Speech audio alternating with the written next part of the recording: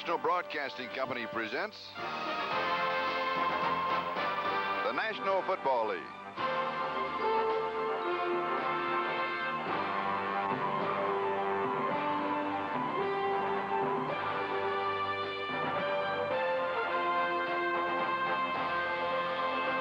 Today from the Pontiac Silverdome, it's the Seattle Seahawks versus the Detroit Lions. Brought to you by Budweiser Beechwood Age for that clean, crisp taste. This Bud's for you. By your nationwide Yugo dealers, bringing you America's most affordable new cars. And by Delta Airlines. We love to fly, and it shows. Welcome to the Silverdome in Pontiac, Michigan. The good news is the weather perfect indoors for today's game.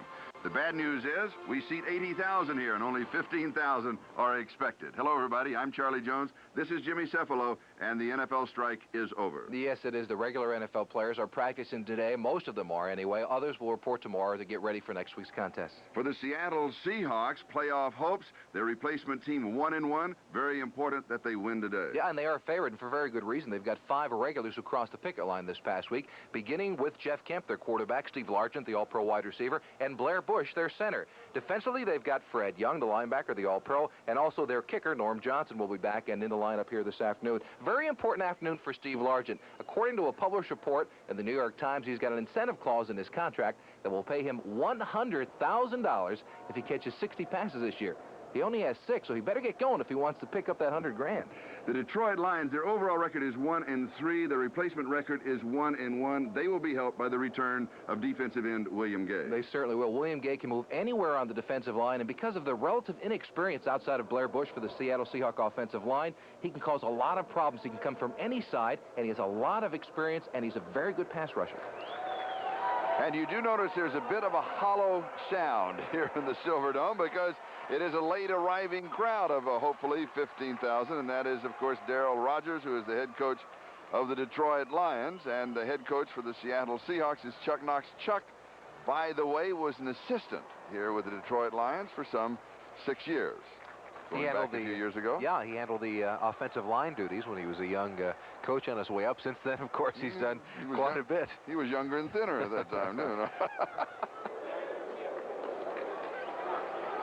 All right, Detroit winning the toss, and they will be receiving, and that means that Norm Johnson will be kicking off for the Seattle Seahawks.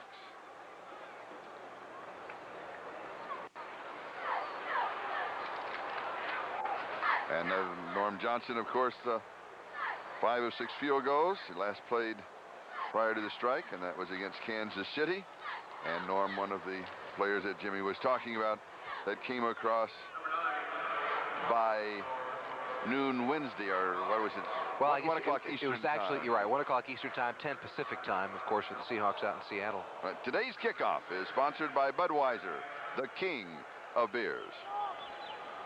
The deep backs on the kickoff return for the Detroit Lions, number 86, Danny Bradley, and number 35, Alvin Hall. Bradley on the far side and Hall on the near side, and we are lonely, but we're underway in the Silverdome. And here's Danny Bradley from the 2-yard line out to the 10, to the 20, and is upended at the 23. And it is Arnold Brown, the cornerback, who makes the stop, a return of some 21 yards as Detroit goes to work on offense for the first time with Todd Hans, their quarterback. Hans played his collegiate ball at Arizona State. His head coach there was Darryl Rogers. And not that big an advantage. Here's that offense. Hans, Gary Ellerson and Stan Edwards, the running backs, Trevelyan and Hoover. The wide receivers, Mark Lewis, is the tight end. First down from the 23. And the give is to Ellerson, and we'll give him a couple of yards to the 25-yard line. So it'll be second down and 8. That offensive line for Detroit, Jim Warren, Joe Felton, Chuck Steele, Greg Orton, and Jerry Corna. And that is Chuck Steele, who is the injured player. He is down, and Patrick Kane comes in immediately to replace Chuck. Steele, a rookie from the University of California. Had a chance to visit with him yesterday, and when we talked to some of the players, it's mixed emotions with the players. A lot of them truly enjoying the 3 weeks, knowing that it's a dream and knowing that this is the end of their professional career. To others, they're hopeful that it's maybe the beginning of another opportunity for them. And let's go back and see if we can pick up the offensive center, Chuck Steele. Center your screen, number 60. Let's take a look. It's a trap block. Him coming to the other side. Oh, he gets caught by the defensive front of the Seattle Seahawks. Seems like he turned an ankle or a knee. Tough to speculate, but tough young man, Chuck Steele is. A very interesting young man as well. Played some football all over the place in Finland and their league over there. We'll talk about that as the game progresses. But a very nice young man. Meanwhile, this will give us a chance to take a look at the defense of the Seattle Seahawks. And that defense shows Don Fairbanks, David Graham, and Doug Holly. And that is the front three. They're showing a 3-4. Tony Caldwell, Fred Young, who came back this week, John McVay, and Julio Cortez. McVay and Cortez will be talking to later in the game. Glaze and Young on the corners, Harvey Allen and Dallas Smith at the defensive safety. Charlie, you mentioned they gone to a 3-4. They started this strike week 2-3 weeks ago with a 4-3 look, but have changed since that time. They normally like the 3-4, but they've used a lot of the 4-3 in the early parts of the strike. Danny Bradley now in as one of the wide receivers. 2nd down and 8. Little flea flicker back to Hans. And this one is picked off at the 35-yard line. And making the interception is Tony Caldwell.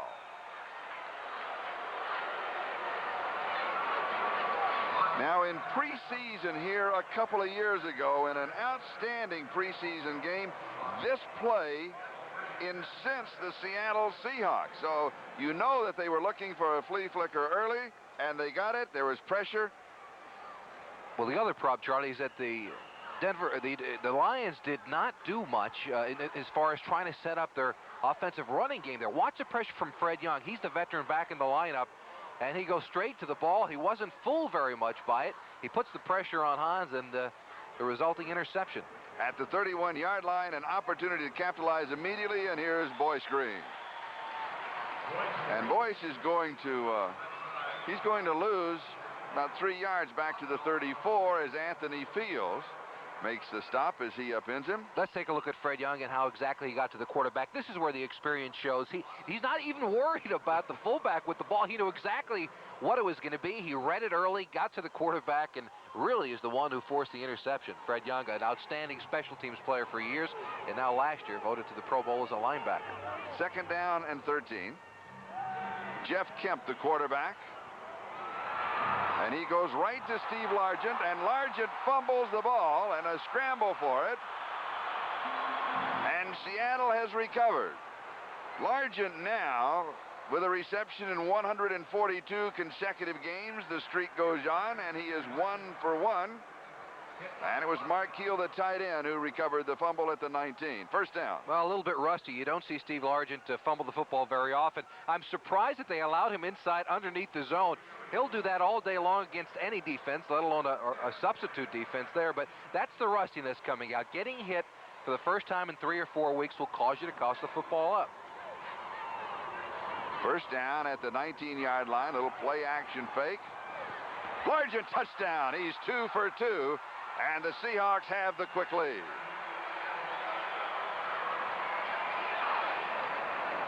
Maurice Harvey is the man that they beat. A 31-yard drive in 3 plays. Well, apparently Kemp and Largent are just going to play pitch and catch all day long. They've got to double team him on the afternoon if he's going to do anything to stop him at all.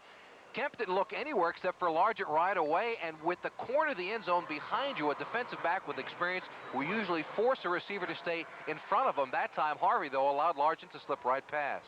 Jeff Kemp to hold, and Norm Johnson to attempt the point after. The snapper is Blair Bush. And the veterans combine for 1 more point, and the Seattle Seahawks are out in front by a score of 7-0. Steve Largent, one of the great receivers in the history of the National Football League, well on his way to the Hall of Fame.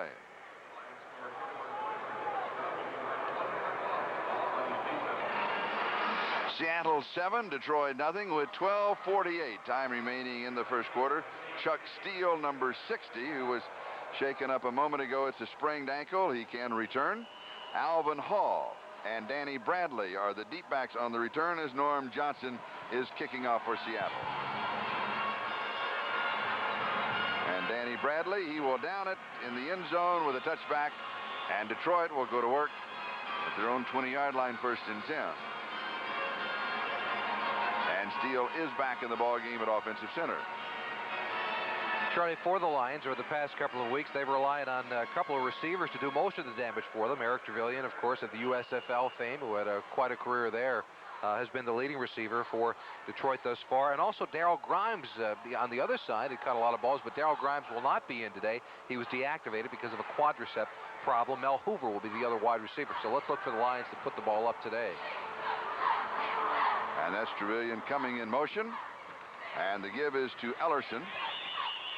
And he'll have a yard. That's it to the 21. It's going to be 2nd down and 9 as John McVay, along with Fred Young, the 2 inside linebackers are there. So Fred Young, number 50, making his presence felt very early in the ball game, causing in reality the interception that Tony Caldwell picked up that set up the short drive for the touchdown by Seattle. And now the wide receivers. Danny Bradley is in as a wide receiver, and he comes wide to the near side. Trevelyan going in motion to the right side. And again, Detroit staying on the ground in the person of Gary Ellerson, who was Green Bay's number 7 choice in 1985. Played with him for a couple of years. He's out to the 31, has 10 yards, and has the 1st down. The first down of the ball game for Detroit. And our first look at the 10-minute ticker of other games that are underway. Fred Young and Harvey Allen making that last tackle. New England with a touchdown in front of Houston by a score of 7-0. And that may be the only other scoring that we have.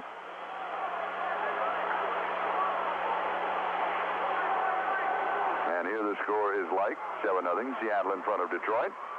1st and 10. Little play action fake. Good fake by Hahn. And he goes deep, has a man, but he's going to underthrow him and give Charles Glaze a chance to recover and pick off the interception. Glaze back to the 40. He reverts a quarterback in college and a good running quarterback. He's to the 40, to the 30, and then is finally bumped out of bounds at the 20-yard line of Detroit. And it was Danny Bradley, the wide receiver, as Todd Hodge has been picked up twice already in the ballgame. Charles Glaze is one of the people on the Seattle Seahawks team that may have a shot at making the overall roster. He does a lot of things well. There you see great leaping ability up to take it away. And the run is actually what he does best, as you mentioned, Charlie. A quarterback for the first couple of years in college has learned how to play the defensive back spot, but you can tell he was probably an option quarterback when he played because he does it all with the ball. And interestingly enough, the receiver from the backside, the one the football was thrown to originally, Bradley comes all the way back and does make a touchdown-saving tackle.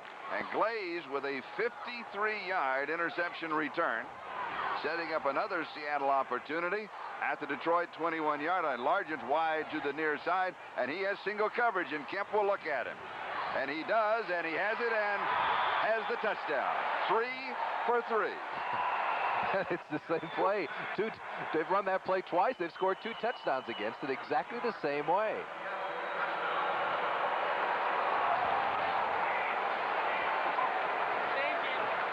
In a way, you kind of feel sorry for Maurice Harvey. He's out there all alone. There's no help. Yeah, it's a zone down there, but his safety's got to come over and shade to the side of Steve Largent. I mean, you can't leave him out there on an island all by himself. The other problem is that he's backing up into the end zone when Largent is running him off, turning inside, the timing pattern, and they're scoring with it. 21 yards on the drive, 1 play.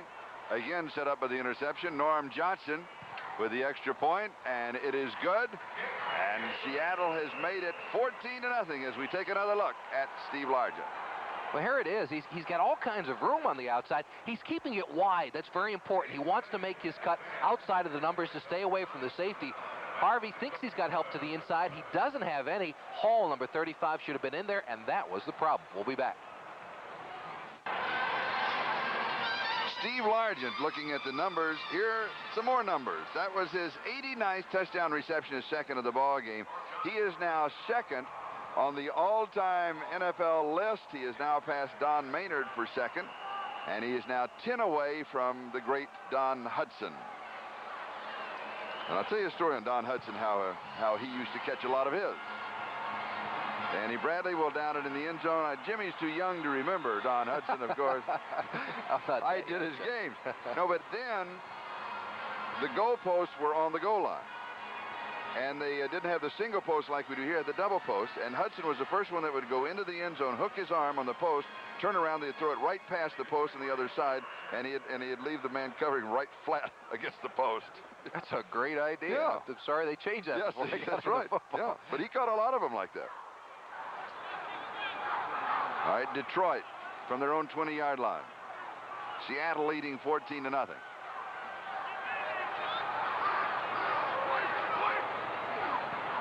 Ellerson, and he's going to be wrapped up right at the 20-yard line. So it'll be second down and 10 as Don Fairbanks was there.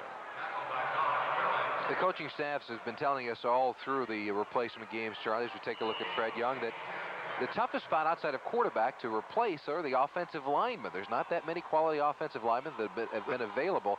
There you saw Fairbanks shaking an attempted block of a Detroit offensive lineman and making the play. That has been very difficult for each team in the league. They've all said that if there's an offensive lineman that's any good, he's already playing in the National Football League. There are just not that many to go around. Here's Gary Ellerson again. Now, let's give him the 23. It'll be third down and 7, and that means that Todd Hans will have to throw again.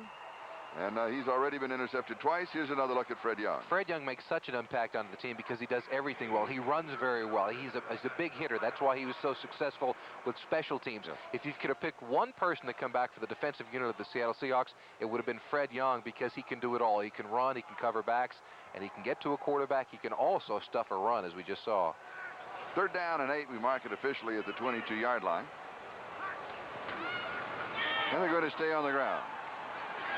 And it's Ellerson out to the 27-yard line, so he adds 5 to his total. It's going to be fourth down and 3, and that means that John Misko will come in to kick it away. And it is a small crowd. They were hoping for 15,000, and I don't think we're going to make it today. No, I don't think there's going to be 15,000 here this afternoon. 1, 2, 3, 4. No, it's not going to reach. Jimmy Teal is the return man for Seattle, and John Misko is the punter.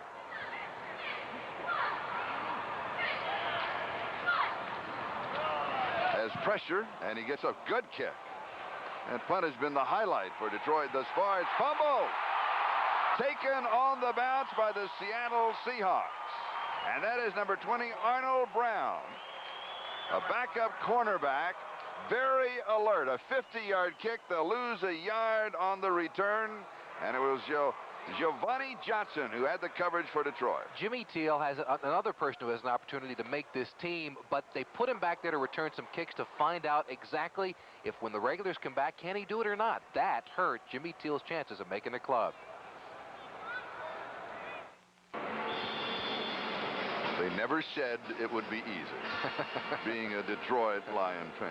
No, there's Steve Largent already. He has scored 2 touchdowns, has 3 receptions, all 3 balls thrown in his direction. Here's Boyce Green. And he leans to the 26-yard line. So it'll go as a gain of 5. It's going to be second down and 5. A little surprising that Boyce Green was available. When he was with Kansas City last year, he was their second leading rusher and does everything very well, in my opinion. He runs with the ball well, catches it extremely well, a good special teams player, but yet he was available, cut this past year during the training camp of the Kansas City Chiefs, and the Seattle Seahawks very happy to get him into their lineup. And of course, you know, he was Cleveland's 11th round draft choice, played with the Browns for 3 years, and had a great rookie season. Second down and 5. Largent now is on the far side. And Green again gets the call. Now, a couple of yards to the 28-yard line. Third down and 3. We talked about William Gay, defensive end, number 79. Let's see how he makes his presence felt. Let's find out where he's coming from. He's a defensive end position on the far right side. Look at the agility of a man that big, 260 pounds, jumping over an offensive lineman and getting into the play, and that is a very large man. He was a tight end when originally drafted by Denver back in 1978, only 225 pounds. The Lions had enough sense to make him into a very good defensive end. Shotgun, 4 wide receivers. Largent comes underneath, and he has still another one. Breaks the tackle. He's to the 50. He's to the 40. If you get past one man, cuts back, He goes to the 17-yard line. Steve Largent. Anthony Fields is the man who stops him. 56 yards. How far is he yards. behind Hudson and Joyner and everybody else? He may get it this afternoon. I'll tell you, Harvey, he turns him completely around. The poor young guy out there. They've got to get him some help. You can't leave Steve Largent one-on-one with most people in the NFL, let alone with Harvey. And you can see he gets some help coming down. And Steve Largent's having a real field day this afternoon. Maurice Harvey, he does have the experience. This is his 7th year in the National Football League. He's been around. But he's 31 years old, and he's going up against the best. First down now at the 17-yard line. And here is Boyce Green. To the 14, a gain of 3. We've got second down. For an update, let's go to New York. All right, Charlie, Doug Flutie is back in the NFL wearing a Patriots uniform after the deal which sent him there from the Bears. And here he is in the first quarter at the Astrodome, up top to Larry Linney, and the Texas El Paso product makes a stupendous catch. Houston comes back to score and tie it 7-7 in the first. Charlie? Doug Flutie. He's now with New England, and they say they're going to keep him when they come back. He will be the 4th quarterback. Right, we don't know how long, if the rosters will expand or not. There may be 49 people on each team. Boyce Green, good defensive play, and that is Robert Thompson, who brings him down for no gain at the 14-yard line. 3rd down and 7. You know, I'm a Doug Flutie fan. I think he's a very exciting ball player. I don't know, maybe his height, what everybody says, maybe that really is against him, but I'd love to see him have the opportunity. He brings some excitement to the game. Well, he has been kind of an underdog throughout his career. Even when he won the Heisman Trophy, how many people thought he really would? A quarterback from Boston College, a short guy who everybody said wouldn't make it, and he proved them wrong so far. 4 wide receivers, 3rd and 7. Where's Largent? There he is. That's what Jeff Kemp is saying. John Bostic makes the tackle. First down, goal to go at the 4-yard line. Jeff Kemp, also somebody who's been out for a couple of weeks. Quarterback sitting back there like the duck they are, takes a pretty good shot from the blitzing linebacker. That's Carr coming from the outside. Takes a good pop. Largent, 5 balls have been thrown to Largent. He has 5 receptions, a total of 114 yards and 2 touchdowns. And 1 to go. He's on the right flank. Seattle, 121 yards total offense thus far. So staying inside and running to the 2.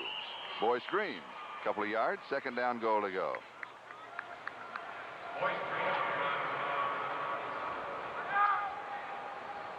Steve Largent is a complete football player. He does it all. He's known as a fairly good blocker. He's a tough. It's not a bad block. No, it's a very good block. All he has to do is screen somebody else. Would he do it against a regular NFL team? Of course he would. They're running the same offense. Yeah, no different. Same offense, and he's the kind of a player, a wide receiver who is an all-out kind of a guy. Blocks, runs well, catches the football.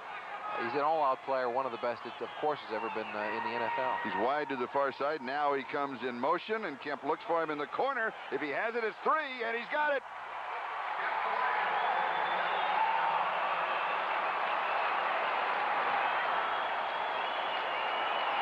Three touchdowns for Steve Largent, and by the way, 3 touchdown passes for Jeff Kemp. Let's not forget. Now, let's not forget, this is just a pick play. Largent coming on the inside. He gets help from Jimmy Teal. Watch number 83. That's really the important part. Watch what Teal does, number 83. He sets up the pick. There it is. Creates the traffic so the defensive back can't get through. And Alvin Hall, number 35, is beaten on the play in the corner of the end zone. A 79-yard touchdown drive. The big play, 56-yard pass to Steve Largent. The next big play, the touchdown reception. Largent has 3. Norm Johnson adds the point after. It's 21-0. And Jeff Kemp, easy, relaxed. He likes it. He's got 3 scores on the afternoon. Seattle out in front by 3 touchdowns. 3:35 left in the first. We'll be back with the kickoff. We've been having a little technical difficulty with our 10-minute ticker, so we'll keep updating on the scores. New England, of course, that's to Doug Flutie. Chicago leading New Orleans on a field goal 3-0. We have some more for you in just a moment. Here's Danny Bradley at the 5-yard line. He's to the 10, the 15, cuts back at the 20, and is down at the 21-yard line. Have we had a flag in the ball game? I haven't seen it I don't yet. remember a flag here in the first quarter. 16 yards on the return. And if the ticker is working, we'll go to the other scores. If not, I've got some here in front of me. Tim Lasher for Chicago had that 22-yard field goal. Pittsburgh leads Indianapolis 7-0. Steve Bond with a 4-yard touchdown pass to John Stallworth. Rams lead Atlanta 7-0. A Steve Dills to John Francis touchdown pass. And Philadelphia leads Green Bay 7-0. And Alzon Ross touchdown run of 5 yards. File that name away. I shouldn't say that. Yeah. From the 21 to the 25, gain of 4, so it's going to be 2nd down and 6. And that's Dale Dorney, number 79, in on the hit from Walla Walla Community College via the University of Oregon, enjoying his afternoon. And he was in Seattle's training camp in '85. I have a feeling we're going to use every note that we've got on the game. So stay with us. We're going to have a good... We've got a mismatch, and I want to ask you about that, because this is something that bothers me, and something that we were afraid of that was going to happen in some of these ball games during the strike, or as soon as the strike's over. This is Gary Ellerson, a yard to the 26. It's going to be 3rd down and 5 with John McVay and Fred Young making the tackle.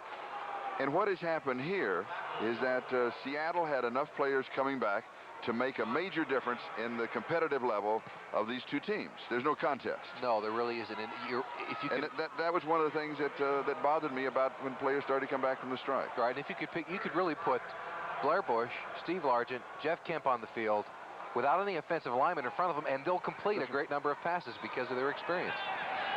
On throws, pass is complete, and it is Danny Bradley who pulls it in. At the 35-yard line, and a 1st down. And Bradley with a good reception. He was the 7th-round draft choice of the Rams in '85 and in their training camp in '85 and '86. And the toughest catch for a receiver to make is knowing that you're going to come down on your head. When you go up that way and you hit a defender's shoulders, chances are you're going to whiplash and come down on your head. He was fortunate at that time that he came down on his backside instead. What goes through your mind? You've been in that position. Please, God, let the ground not hurt as much as I think it's going to. Little play action fake. And the pass is complete to Stan Edwards. And now the outclassed and undermanned Detroit Lions have something going to the 50-yard line. A gain of 15 and back-to-back 1st downs. Renard Young is the man who made the stop. And they've been putting more and more of an offense in. This is the old crossbuck, if you remember, Charlie. The guard pulling out in front. And Hans does a nice job of relaxing and finding the receiver open in the flat. He's looked good on this Yeah, drive. he has. That's Stan Edwards, number 46, with the catch. But more and more of their offense has been put into the contest. We said earlier that he played for Darryl Rogers at Arizona State, but it's a completely different offense than it was in 1983, the last time he played a regular season football game. Here's Ellerson. Oh, and Fred Young decks him at the 47. Boy. Gain of 3, 2nd down and 7. Yeah, Fred's enjoying. He looks like he didn't miss the contact at all. This is one of the toughest that you'll see in the NFL. And Gary Ellerson is an experienced NFL football player, quite a hit. Good, tough one, too. Head up, and nothing illegal about that. 2nd down and 7. 55 seconds and counting time remaining 1st quarter. Seattle out in front 21-0. 3 touchdown passes from Jeff Kemp to Steve Largent of 19, 21, and 2 yards. Little play action fake, some bumping in the backfield. Pretty good pass, but he overthrows the intended receiver, Eric Trevelyan. 3rd down and 7. This is what Fred Young has done for the Seattle defense in just the 1st quarter of this game. A week ago, and for the past 2 weeks, Seattle has had much trouble trying to stop the rushing attack of the Cincinnati Bengals and of the Miami Dolphins. Oh, they've been outrushed 2-1. Right, it was actually 270 yards they gave up against Cincinnati last week on the ground, and today the Detroit Lions having trouble getting any kind of a running attack established. It's all because of Fred Young. They've been outrushed 2.5-1. 434 yards to only 166 yards in the last 2 games. Goes deep, overthrows, almost intercepted. Whew. Could have been intercepted by Renard Young. Todd Hans is now 2 for 6, 24 yards. He's been intercepted twice. Meanwhile, Kemp is perfect, 6 for 6, 116, and 3 touchdowns. And Danny Bradley was open. Todd Hans is upset with himself because he has Bradley curling in on the other side of the zone. There you see it. Now, Hans got some pressure, though. It looked like his arm was hit just at the end. and the ball just a little bit too high for anybody, defender or for Bradley, the intended receiver. Fourth down, John Misko to punt, and Jimmy Teal, who fumbled a punt back at the 10-yard line. 31 seconds left to go in the first. He's going for the sideline, and one of the problems is a right-footed kicker, when you go for the sideline, is going to be covered at the 12-yard line. That can happen. It'll slice off the right side. He should really go to the left side so that that foot comes clear across. 36 yards on the kick. He did get the job done as Seattle has the ball at their own 12-yard line. In all fairness to Jimmy Teal, he did fumble the punt the last time. This is one of the most difficult stadiums in the NFL in which to catch a pass or a punt. Why is that? Well, the lighting is a problem inside the dome. And also, when you look up at any dome and you see an odd configuration of Teflon and lights, your emphasis is not really on the football often enough. It's easy to drop a ball. Alvin Moore is now in as a running back for the Seattle Seahawks. Largent coming in motion. And the give. And we have our first flag. We have our first flag. And Alvin Moore, the ball carrier. Anthony Fields makes this stop, and we'll check out the marker. Going to be against Seattle. Boy, that's amazing. We always got through the first quarter without a penalty flag. 14 seconds left in the first period. Holding, number 85, offense. That's Mark Keel, the tight end. Repeat first down.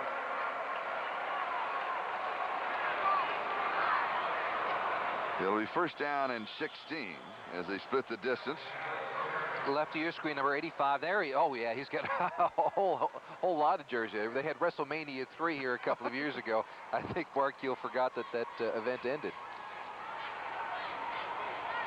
Mark Keel, for you USFL fans out there, may remember him. He was their All-Pro tight end in 1985, playing for Jacksonville. Originally with New England in 1983. Number 9 draft choice. Back with him a little bit in 86. First down and 16. And the first quarter mercifully comes to a close. Seattle 21 and Detroit nothing. We'll be back in just a moment. When we first went to the replacement games and I was asked about them, my reaction was it'll be like the second half of preseason games. And this is what we have here. With Detroit, this is the players that almost made the roster, numbers 45 through 60. And now with Seattle, they have got 3 key offensive players, and it is a total mismatch. But why can they do so much more? Well, just with Jeff Kemp and with Steve Largent, they can just work patterns by themselves. They also have Blair Bush in the center. They can give us certain protection that will help on William Gay. That's the person they're worried about. And just tell Steve Largent, well, you run this particular pattern, or just run wherever you'd like. I'll find you.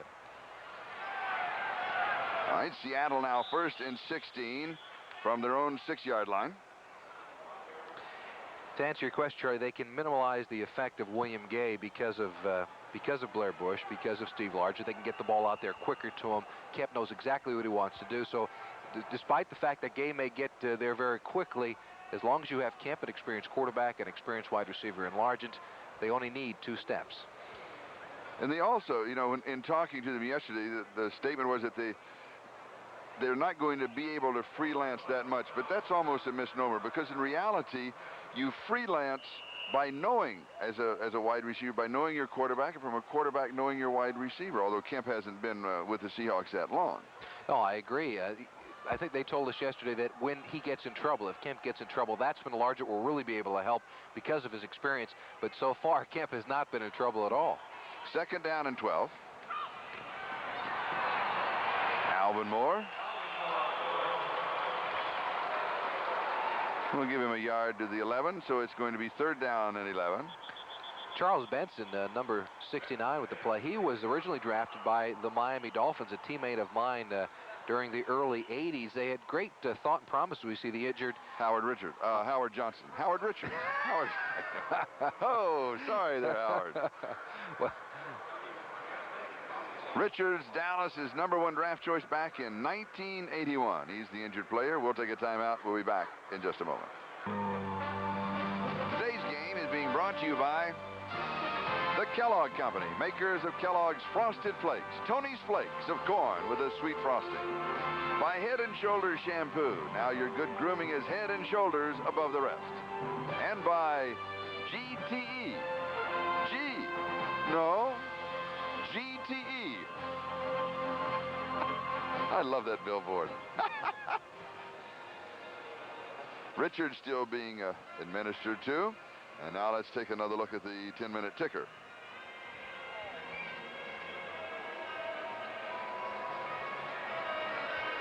Miami in front of the Jets now by a score of 10-0. New England and Houston, the difference there is 7. And Chicago, they are undefeated, and they lead New Orleans 10-0. Cleveland in front of Cincinnati by 7. Pittsburgh leading Indianapolis by 7. Minnesota and Tampa Bay are tied. Those are all in the first quarter. Howard Richards being taken off. They were working on that left knee of his. He, of course, a fine football player out of Missouri, was a finalist for the Lombardi Award back in 1980. It's with the Cowboys from 81 through 86. Total offense in the first quarter. Detroit 53 yards. Seattle 125 yards, 116 through the air. Fumble, a scramble for the ball inside the 5. And Detroit has the ball. Carl Carr recovers the fumble. Surprising because you've got two veterans involved here. We got another injured player down. That's Tom Andrews. Yeah, number 64. But we've got two veterans involved here. Number 59 is Blair Bush. He's centering the football. It was a good snap. Jeff Kemp, number 15, simply took his eye off the ball. It was a surprising mistake by a veteran. Again, sometimes being away from the game will cause you to do that. But watch it. It's a good snap. He hits it right in the hands. And Kemp unable to come up with it. Carl Carr, number 58, hopping in to pick up the ball. And the Lions have their first break of the afternoon. Let me ask you a question. Is it dangerous to run a shotgun in that part of the field for that very reason? No, not really, especially with two veterans. It really isn't. You've got to be able to make that play, whether it's on the 50-yard line or on your own 5. All right, we'll take another injury timeout with 13:45 left to go in the first half, and Seattle leads it 21-0. The Rams leading Atlanta 7-0. Philadelphia leading Green Bay 7-0. Report on Howard Richards, offensive tackle for Seattle. A knee injury, will probably not return. 5-yard line, first down. Goal to go for Detroit. They throw the timing pattern into the corner. It's caught, touchdown. Danny Bradley from Tad Hahn. Carl Carr set it up, recovering the fumble, and they beat Renard Young. And that's not an easy pass to throw. It's got to be a touch throw in the corner of the end zone. Danny Bradley, for those of you who try to remember in your collective memory where you've heard the name before, of course, he was the Big 8 Conference Player of the Year, the Offensive Player of the Year, as a quarterback for the University of Oklahoma. He's made the transition fairly well. And Mike Prindle adds the point after, and the score is Seattle 21 and Detroit 7. We have 13:39. That is the time remaining in the first half. A 5-yard drive in one play, and that was set up by Carl Carr with a fumble recovery.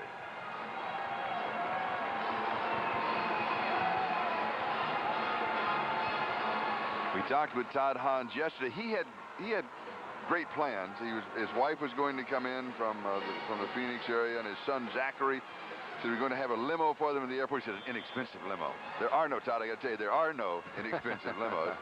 And we talked about it, but Zachary has the flu, and they couldn't come in, but our telecast not going into the Phoenix area, but I understand that they are visiting with some friends and watching on satellite. And so Daddy with a rough start with a pair of interceptions, but now has a touchdown pass to make it 21-7, as today's telecast is being presented by authority of the National Football League, intended for the private use of our audience. Any rebroadcast or other use of this telecast without the express written consent of the Detroit Lions and the National Football League is prohibited.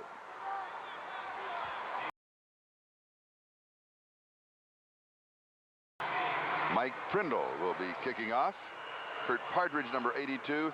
Brant Bingen, number 81, are the return men for Seattle.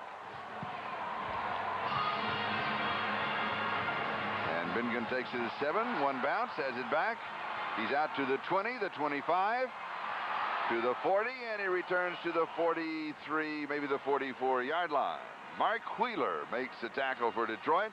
We'll give him 35 yards on the kickoff return, and we'll spot it at the 43-yard line.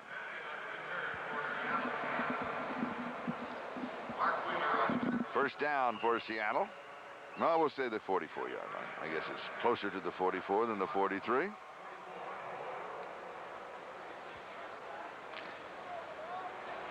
Largent comes wide to the near side along with Jimmy Teal. Jeff Kemp, the quarterback. The margin has been cut from 21 points to 14. Play action fake. And Kemp is hit. The ball pops loose. No, they're going to rule him down. Oh, I want to look at that. Jimmy, we want to take a look at this. Back at the 35-yard line, William Gay. Well, it's back to what we said and set up in our open chart. William Gay has been the problem. They tried to double team him. Two of the linemen on the Seahawks trying to get to him. But what a shot by Gay against Kemp. I don't understand that call. It's going to be second down and 19. They're ruling in the grass. But he just, the ball goes loose immediately. That's got to be. There's no question. A fumble. There's got to be a fumble. Reviewed. The replay official say, if we can run it again, do you remember who recovered it? Let's see if we have it on tape. We'll go back and pick that up because, that has to be a fumble. It does. Now, you remember the Seattle Seahawks, and take a look at it again to find out for the fumble first. Oh, there's no question there's a fumble there. Okay, now let's see what happens to the ball. What they ruled originally was that he had his ball ready to throw with the forward motion beginning of the arm. Then it would be an incomplete pass, but that's absurd. His first hit caused the fumble, the ball on the ground, and Detroit coming up with it. Charles Benson, can we take another look at the end of it? Because did Benson really recover it, or did it kick loose from him? We couldn't see. Let's see if we can run that whole thing down while they're taking a look at it. Yeah, any angle you look at it, that has to be a fumble. Yeah. A fumble. Seattle's offensive line having more problems because of the two injuries, both to Richards and to Andrews. That was Burton, number 78, trying to take a hold of William Gay and keep him out. But Jeff Kemp, that's another problem for a veteran quarterback sitting back there, one who might be able to help you in future games. You've got to be able to protect him. Yes. And so it is Charles Benson who recovered the fumble. Does anybody remember the spot that he recovered the fumble? That's another thing that if they overrule it, can we run that down to the end and we can have that spot for them because they'll want to know that information too. So he's going to, they're going to be talking, and they're talking to Tony Viteri. And that's one of the things that, that they're going to want to know if they make the overrule is where is the ball? Because they've now placed it back at the line of scrimmage, which is the 35-yard line.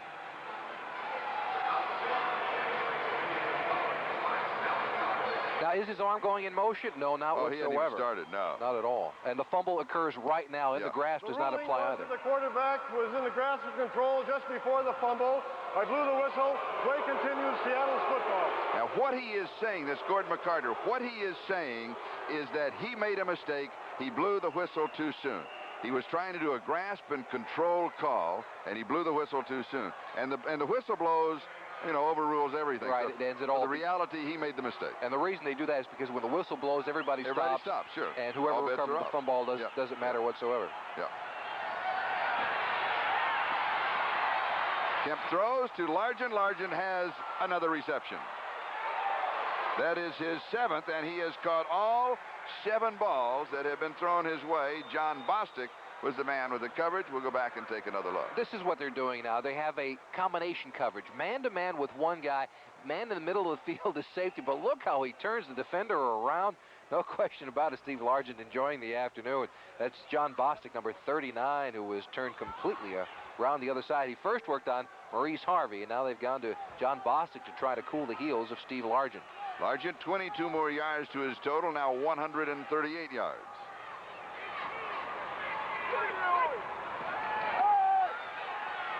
Gives pass far side.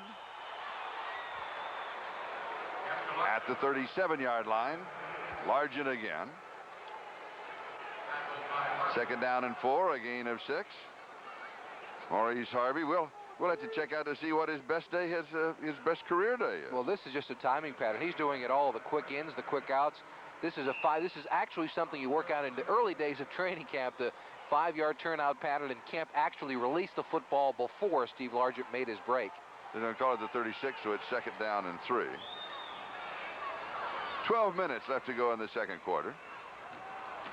Here's Alvin Moore, a little dip move inside, jumps outside, and he goes to the 23-yard line. So he picks up 13 yards and the first down as Carl Carr makes the tackle. You think they'll put a little asterisk beside Largent in today? That it took place in this kind of a ball game? I think they put a little asterisk that it took place in this season period. Well, that's right. They put an asterisk by the 1987 year. Yeah, I think you're right. I now have the book on Steve Largent. And there are 4 pages of information, so it'll take a moment to chase this down. Kemp throws, Largent again. And that wasn't Steve's fault. It's the first one, though, it's been thrown in his direction that he hasn't caught. Flag down, and they're going to call roughing the passer.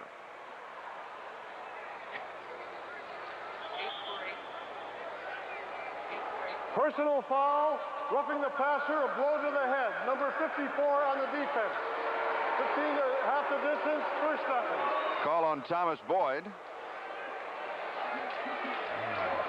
I remember the defender, even if he's there in time, cannot go to the head of a quarterback or, for that matter, to any player. Take a look at number 54. That is Thomas Boyd, who's called for it. Oh, yeah, no question about it. You've got to stay away from the helmet completely. We talked with Thomas yesterday, 6'3", a 210-pounder out of Alabama. He's been with the CFL and the USFL at training camp with Green Bay. He was their number 8 draft choice back in 1982. Light for a linebacker, though, at 210 pounds, but he has good quickness.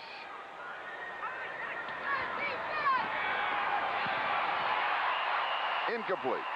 They'll rule this one incomplete. He had started his arm forward. Anthony Fields was there, and here are the numbers on Largent. Most receptions against Denver, 12 for 191 yards, and that took place in November of 1984, November the 25th. Charlie, Detroit's defense now has to do something to get Seattle out of their rhythm. That time they sent Alvin Hall, number 35, the weak safety, and he's the one who actually deflected the ball away from Jeff Kemp. 2nd and 10, the ball at the 12-yard line. Kemp, by the way, now is 8 of 9, 145 yards, 3 touchdowns. That was his first incomplete pass. There's the pick again. This one is complete for the touchdown to Jimmy Teal. John Bostic had the coverage on him, and Seattle scores again, and Jeff Kemp has now thrown 4 touchdown passes. That one good for 12 yards. This is the complementary pattern to the touchdown we saw earlier that Steve Largent caught. They fake the pick. Largent comes inside just as he did the last time, and he stays there, and this time Teal goes to the outside to the corner, and of course Bostic is waiting for the pick to come. It does not occur, and he's wide open in the corner of the end zone. That's all coaching. A 56-yard drive in 7 plays. As Norm Johnson will attempt the point after.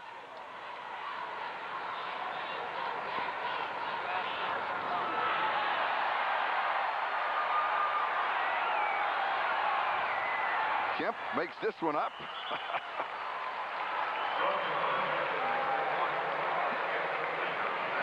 Now, William Gay is a real competitor. He's the defensive captain for the Detroit Lions. He doesn't like what's going on, and he must be frustrated because he's quite a football player.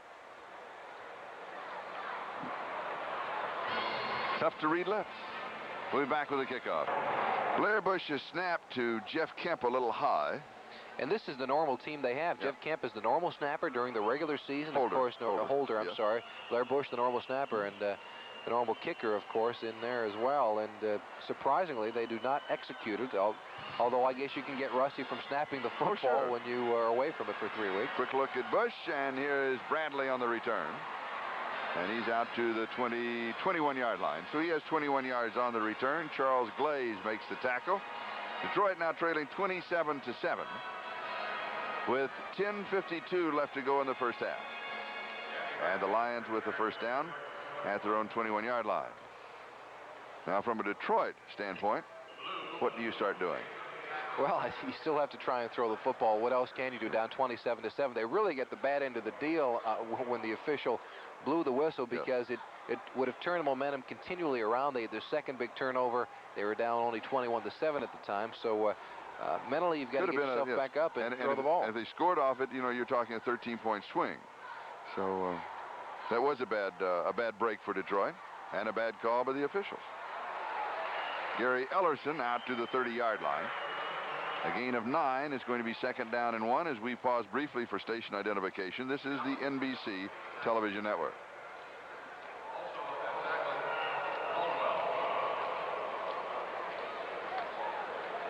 This is Charlie Jones and Jimmy Cephalo. We're in the Silverdome with a few friends, and it's Seattle 27, Detroit 7. Not a very large crowd. Patrick Kane is now the offensive center, replacing Chuck Steele, who was shaken up earlier in the ball game. Gary Ellerson gets the call.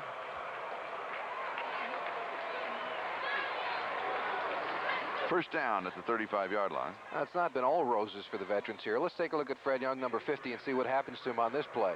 He's been making most of the defensive plays for Seattle. Well, he gets in on it this one, too. He had a handful of just about every jersey that we've isolated on him this afternoon. One thing that we have seen today, and I don't mean this, I'm going to save it till after the next play, and believe me, I don't mean this as derogatory as a put down or anything like that. Now that I preface it, I hope I can say it right. Put a lot of pressure on myself. Pass complete to Bradley, and Bradley is out to the 40-yard line. So we'll give him 5, and it's second down and 5. Fred Young with a tackle. What we have seen today. Don't mess it up. Oh, this is tough. But what we have seen today, because of the question that was asked the last 2 weeks of the caliber of play, how good were they, of the replacement players?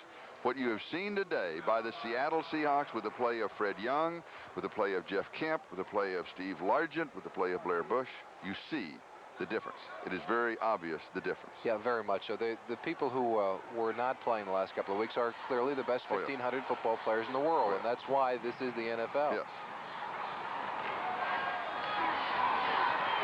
Ellerson to the 43. Did I say that all right? Yes, you said it. Because I didn't. I don't mean it. Not as a put down to the other players. No, because they're playing the best that they possibly can. That's it.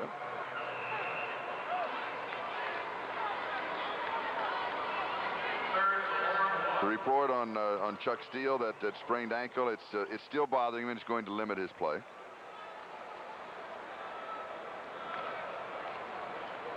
And there's Chuck, nice young man that we talked to, and he is one of those that this is, I think, the end, possibly the end of his dream. Played European football. We have some comments on that from him that we'll be showing you later on. Ellerson, and he picks up the first down as he goes to the 50-yard line, maybe just across it. Bernard Young making the tackle. Ellerson, interestingly enough, was released by the Packers earlier this year off of injured reserve, but he was impressive as a rookie. His best game ever as a Packer occurred right here in the Dome against this Detroit Lion team. Now he's in the jersey, as you see Young with a nice tackle, although it seems that Ellerson got the best of it, ran him over for another yard or two. Speaking of the players that will be coming back, Seattle next week at Los Angeles against the Raiders in the Coliseum, and Detroit will host Green Bay. Ellerson 53 yards rushing, on target to Trevelyan. Charles Glaze had the coverage. And this play-action fake held the strong safety. That's the key to the play. The fake held number 46, Harvey Allen. He winds up getting caught inside, and the ball is thrown over his head. There he is, number 46, the right part of your screen, to Trevelyan, over the top. The play-action fake is what got it done. Gain of 12 to the 37-yard line. Todd Hans, as the game goes on, Hans is looking better and better, more comfortable at quarterback after a very rocky start. Trevelyan in motion. Wester and Edwards are the running backs. There's a fumble, and Hans goes after it. He has it back at they'll probably mark it at the 45-yard line. Don Fairbanks was chasing him. They'll lose 8. It's going to be second down and 18. Plays being signaled in from the sideline.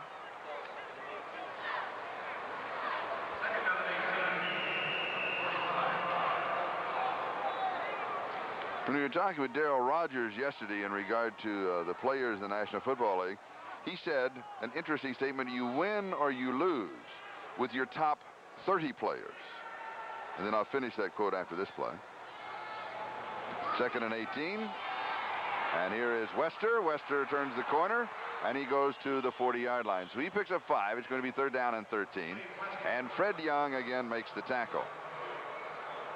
You win or lose with your top 30 players. The bottom 15 fit your particular needs. Right, they're interchangeable, and what he said was that the guy that I want in the bottom 15, the player that I like, maybe Seattle doesn't want him, and maybe they have some that they like that I don't want. It's just a coach's philosophy and thought of how he thinks backup players, special teamers fit into their philosophy. But that's also why some coaches win year in and year out, because they have an act of picking those final 15. Third down 13, 0 for 3 on third down conversions, now 0 for 4. Edwards, the intended receiver. Coming up for the Seattle Seahawks, we mentioned they'll be in the Coliseum at Los Angeles, then Minnesota at home, at the New York Jets, Green Bay, San Diego, and the Raiders. That's a tough 3 games coming up at the beginning, with the Raiders in Minnesota to start the first 2 weeks.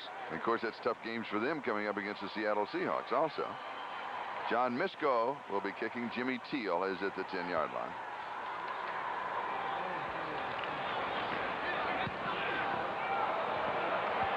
Hanging this one up. And he gets the Detroit kick. A player lets it run by. That cost him about 5 yards to the point of first touching. And as Misko, the punter who downs the ball at the 21-yard line, he did exactly what he wanted to do. But one of his teammates watched the ball go by, and that cost him about 5 yards. So Seattle will take over on offense. 17 yards on the punt. And what does Detroit have in store? We mentioned Green Bay. They'll be at Denver. Then they have Dallas, at Washington, at Chicago, and then Kansas City. So that's a rough schedule. One that too. is. That truly is.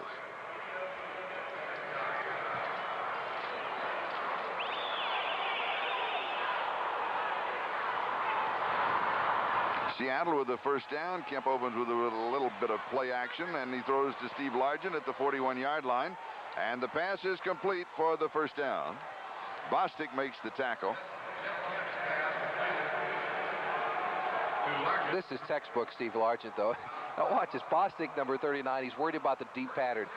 Largent, what they tell receivers, run to his back. Look at him. He's going to push him. I'm going to run a deep pattern. I'm going to run a deep pattern. And Bostic finally bites it, and then he runs it back. He'll run that pattern 30 yards deep, 20 yards deep. Whenever Bostic turns his back, that's when he's going to come back and catch the football. That's a veteran. First down. Kemp throws. Oh, he was looking for Largent. This was almost intercepted. He threw it right into the stomach of Thomas Boyd. That time, Kemp expected Largent to turn to the right, and actually he curled into the left. He's trying to read him on the option. And again, this is something that'll have. So he curled inside of the linebacker. Largent, number 80, curling inside of number 54, Thomas Boyd, and Kemp expected him to curl to the outside. That also, 3 weeks away, will mess the timing up between receiver and quarterback. Largent, 9 receptions, 165 yards. Here's Alvin Moore.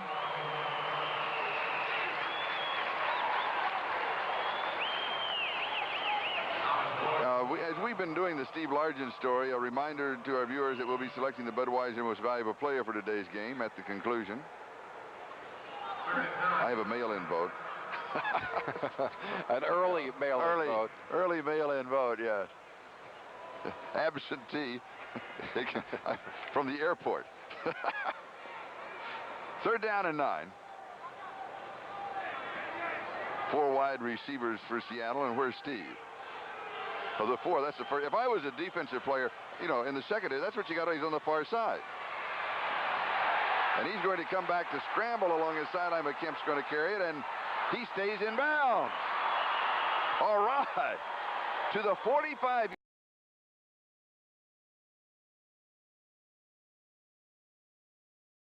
line of Detroit, Jeff Kemp scrambles for the first down. Shades of his father. I can remember Jack doing that. One of the few times that Kemp has been in trouble this afternoon, and we said earlier that Steve Largent said that this is when he thought he could help Kemp out, when he was scrambling. Well, he scrambles to the side of Steve Largent. Do you want to know where Largent was? He was to the right. He's still looking for him downfield. And you've always told me that when your quarterback gets in trouble, you want to come back to him, so let's see what Steve does. Yeah, straight back to the quarterback is the idea, and there you go, straight back. No question about it. He turns on his heels, and now he turns into a blocker. I told you, the complete football player as Kemp dances along the sideline. First down at the Detroit 45-yard line. as protection. Then it's hit on the throw. Now, he wasn't throwing that away. Believe it or not, he was not throwing that football But where was away. he throwing it to? He was throwing it to Steve Largent. Where was Largent? Largent was running a hitch pattern. Okay. The hitch pattern is those patterns where you just stand up at the line of scrimmage, they throw it to you right away. Know what a hitch but there pattern might is. be some replacement fans who don't know that out there, Charlie. No, you were telling me. I know what you were doing. You were putting me down again. But when there's a rotation by the cornerback on that side, what you do is you throw it down the field. And Steve Largent, for some reason, I was wrong completely. He thought it was a quick screen. He did think it was a quick screen. They had it set up, but there must have been some miscommunication between Kemp and Largent, because the quick screen, he would not take 3 steps back toward the quarterback. All right, now Largent wide to the near side. Now he's coming on a reverse. And now this was the play that they had set up. yes. And Largent throws. Terrible pass. That was the play they had set Jimmy up. Teal, the intended receiver, he only underthrew him by about 20 yards. Now the boos, because they think, the fans here think that they're putting down Detroit. That's the reaction of the fans. You know what they're doing? They're doing things so that next week. That's right. So the Raiders have a lot of things to look at. That's quite what a they're few, doing. right? And this was the play that they had set up before. Maybe it might have been that Kemp decided to audible it, but what a terrible throw on the part of Steve Largent. Yeah. He may be our MVP this afternoon, but that will not send him to the Hall of Fame. That's right. And I got to tell you that Tom Flores and the Raiders coaching staff, they're not going to take they're not going to worry about that if he's going to throw it that well. But they're showing a lot of things as reminders to the Raiders to spend some extra time working on in practice. Kemp, good throw. Largent again, 24-yard line. And Kemp was running out of time. Largent then again was coming back to him over the middle. So even on a deep pattern, when your quarterback has trouble, then he comes back to him. Anthony Fields with the tackle. That's exactly what you do, run straight back to him. Watch the pressure.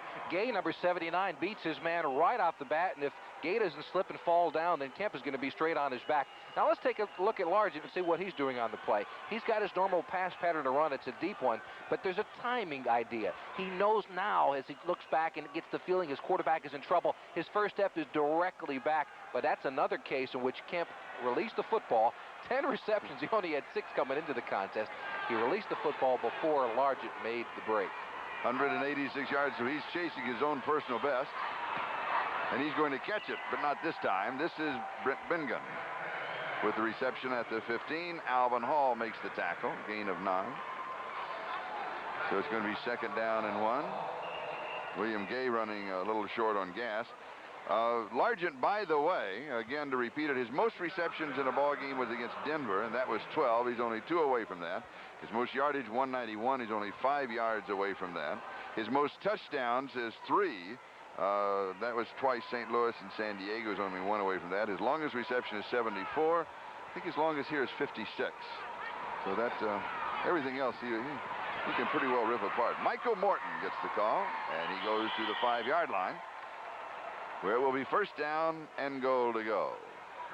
Michael Morton, Tampa Bay's 12th round draft choice in 1982. Was there a couple of years. He's with the Redskins in 85. Played his collegiate ball at Nevada, Las Vegas.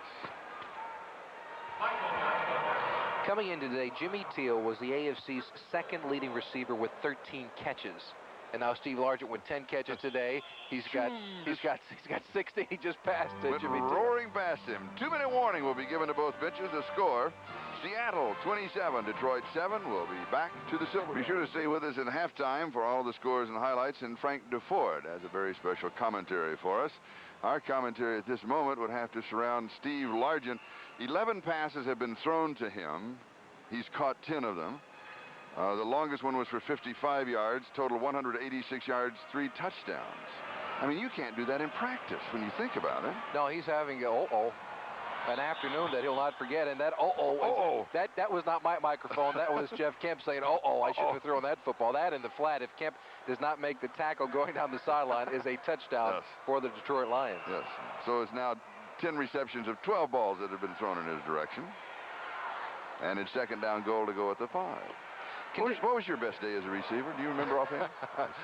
Charlie, I didn't have a whole lot of them. I know that, but do you remember the numbers? I'll guarantee you this. I don't remember the numbers, but Steve Largent surpassed what I did sometime during the 1st quarter. It's my best day.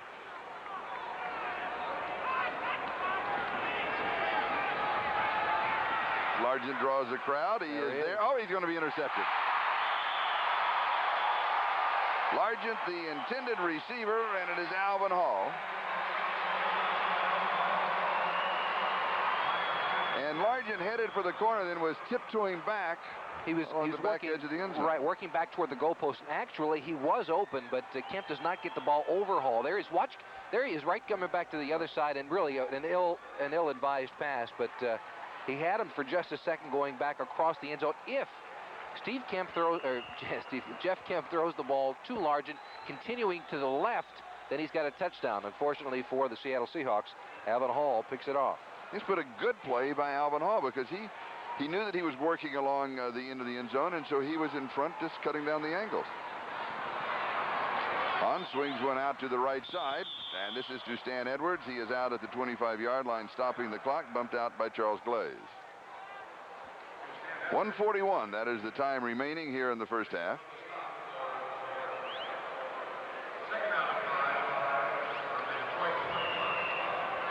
Another question you might ask about Steve Largent: at what point does Chuck Knox take him out of the ball game? Well, I think he hasn't been now after the large lead they have for conditioning purposes. That's something that the teams that have regular players back will have an advantage of next week. They've got people who have been in football for a while, and conditioning is important. But you got to worry about the injury factor as well. Hans dropped at the 20-yard line. First sack for Seattle. That is their third by a replacement team. Fred Young got this one. No, it was Dale Dorning who got it. Yeah, they got half apiece, okay? We'll give him half and half. And Fred Young, we said before, he can do it all. He runs very well for a linebacker. Yes, that's on the blitz. That's an even split on the sack, wouldn't you say? Yeah, cut the sandwich in half. Hanso's far side is caught. Good play. First down goes to Danny Bradley, who has scored the only touchdown for Detroit. And Glaze makes the stop. And they're going to bring this back. He was out of bounds. Take a look at his feet. He's got to get two in bounds. His right foot may be out, is it? Yes, it is. First one down. Yep. So that means that John Misko will be kicking to Jimmy Teal. 34-yard average on his first three kicks.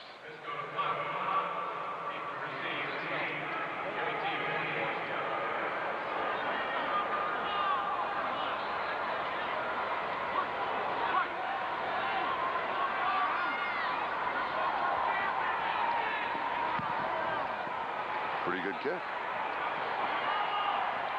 From the 33-yard line, Jimmy Teal with the fair catch signal. They're spotted at the 34-yard line. Let's take another look at that. Every once in a while, someone returning a punt will put his hand up as if to say to himself, I've got it, I've got it. As if anyone could hear him out there in the middle of the field by himself. But this is kind of a half-natured fair catch signal, and I don't see one at all at that That's really not a fair catch signal unless there was one much earlier. He's got to take it over his head and wave it side to side, and that is an invalid fair catch signal. Actually should have been a penalty. That's right. That should have been a penalty. Deceiving the team coming downfield. They could have elected to throw the flag, so really he got the lesser of the two evils. Yes, he did. And the ball at the 34-yard line. First down for Seattle. 1:10 is the time remaining in the first half. Seahawks on top, 27-7. Steve Largent, 3 touchdown receptions. Jimmy Teal is the other, and Jeff Kemp has thrown all 4. Kemp has completed 12 of 17. He's thrown for 207 yards in the first half, and he overthrows Largent here. Anthony Fields was the closest defender. Largent, though, was open, and Kemp simply missed him with the pass.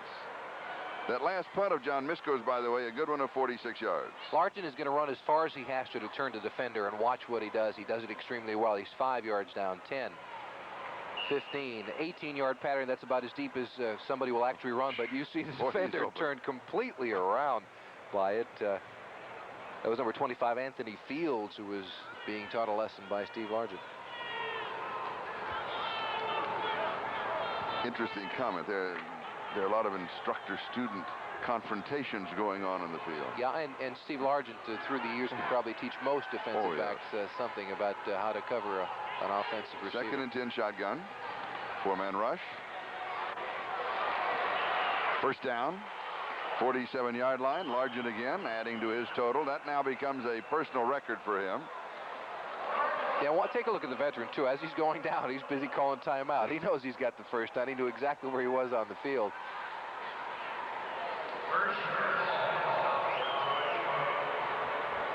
He now has receptions for, and we'll add that total up for you, but it's a new personal record. We'll give it to you in just a second. Now take a look at right at the end. You know what he's thinking as soon as he catches it now? Timeout. I got to get a timeout. Let me hit the ground. Now watch this innovative form of calling timeout. There it is on the other side. In between the defensive back, Alvin Hall, for 35. He had the T on one side and the bottom hand on the other. Largent now with 11 receptions and 199 yards. The yardage now breaking his single game high, which was 191. He's only one away of the 12 receptions to tying it, and we're chasing down some other records. Number of receptions, these are NFL records. Tom Fears had 18 in 1950, the Rams against Green Bay, and yardage, Stephon Page in a ballgame that we did, 309 yards, Kansas City against San Diego. Touchdown receptions, Bob Shaw has 5, Kellen Winslow has 5. So if he stays around in the second half as Kemp is dropped. Second sack for Detroit. And Largent will be going after some NFL numbers also. And if he's got a quarterback to be around, that was quite a sack. And they're running the 2-minute drill, but a little confusion on both sides of the ball. George McDuffie guy. We've got some jumping. That's Tim Burnham, the left tackle, who pulled too soon. That's an automatic call. As you know by now, an offensive lineman from tackle to tackle, 3 or 4 point stance, you cannot move. You do, and they'll call it automatically. The play is dead at that point. But a game that has relative few penalties. Yeah, there have been very few. Maybe, what, 4 or 5, somewhere in that neighborhood. We got right down to the end of the first half before we had any whatsoever. Or first quarter, I mean. Yeah, 14 seconds to go in the first quarter for the first flag. That in itself has to be an NFL regular season record. You're not listening. That is not an NFL record. I heard it, but I know you didn't say that. I got to tell you, for those of you watching at home and listening, hopefully, Jimmy has this look on his face that he gives me periodically, and it's that I wouldn't touch that look. Here's the draw. Eric Lane gets the call to the 34-yard line. But you know I can't let him off the hook that easily. Clock moving, 26 seconds from the shotgun with a couple of plays called. Another advantage of having the veteran quarterback. Largent, and he is out of bounds. Stops the clock with 18 seconds. Another big reception. His 12th, which ties his personal team record that he owns. Again, the NFL record is 18 in a ball game. This is the 41-yard line of Detroit. And a first down. 17 seconds left to go in the first half. And the Seahawks with 2 outs left, they certainly have more than an opportunity with Steve Largent on the field to score, but they also wouldn't mind getting some practice for Norm Johnson and Blair Bush, their center, because they did have trouble with the snap early. Remember, they're pointing toward next week now that they've got this big lead. What they're looking for here in reality is not the touchdown. They're looking for another 15 yards. They want to buy 15 yards. Pass is complete to Kevin Juma, and he goes out of bounds, stopping the clock. With 11 seconds left, they've at the 33-yard line. It would be about a 50-yard kick. They still have time for one more play to run. Craig Federico was there for the defense there at the 34. And they'd like to pick up now another 8, 9, 10 yards, somewhere in that neighborhood. And a sideline pattern to stop the clock. Well, they still have timeouts remaining. Right. They have all 3, but it's nice to work this situation, with the sideline in case you don't have any. Oh, they only have 2 because of Largent's innovative call for the timeout. And then there was 1.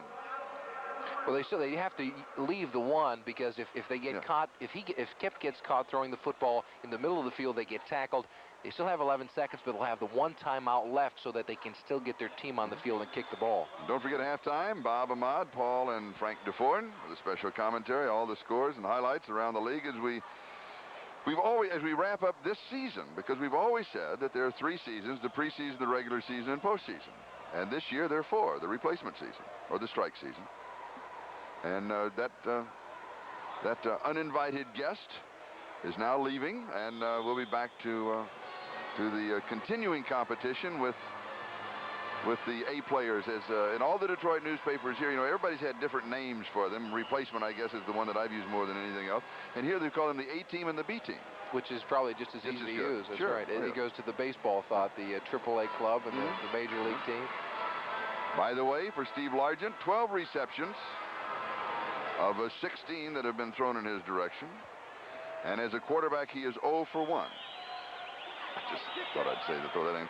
Kemp, 15 of 21. He's thrown for 252 yards. Pass is complete far side to Kevin Juma. And Kevin turns and takes that last time out at the 26-yard line. So it'll be a 43-yard field goal attempt. Craig Federico is there. 2 seconds left on the clock. Norm Johnson will come in with the field goal attempt. Juma nearly made the big mistake. He turned back inside, and then when he got tackled, he did not jump up and call the timeout right away. Luckily for the Seahawks, they still have 2 seconds remaining on the clock. Let's take a look at that last play with the clock. All right, now this is the idea for the receiver. He's the inside receiver breaking out. They cleared out the area for him. Now he gets it here. Get out of bounds. You're not going to score a touchdown, and the other 2 yards aren't going to be much to Norm Johnson. He does not get out. Now hop out. Call the timeout right now. Don't turn your back. Now it's now. Oops, wait a minute. There you go. Ooh. Right. Now he did it. Only had 2 seconds remaining. Yes. Almost a costly penalty in a close game, if it were, for the Seattle Seahawks. So with the line of scrimmage, the 26-yard line, you add 7 for the snap and the holder. Usually they stay 7 yards back, 6 to 7 in that range. You see where he comfortably will set it up. Jeff Kemp will be holding at the 34-yard line, so it'll be a 44-yard attempt. In what, in all probability, is the last play of the first half. Good snap. And it is true to the mark for 3 more. They're going to call it officially 43 yards for Norm Johnson. And at halftime, the score is Seattle 30 and Detroit 7. We'll be back with our halftime coverage in just a moment. Steve Largent is 6 receptions and 85 yards away from 2 other NFL records in the first half. 12 receptions of 16 balls that were thrown to him for 224 yards for 3 touchdowns. In passing, by the way, the only downside, 0 for 1. It was on a reverse, and it wasn't all that exciting. But at halftime, it is Seattle 30 and Detroit 7, as the Seahawks are well on their way to a victory to make their record 3-2. Now to Bob Costas.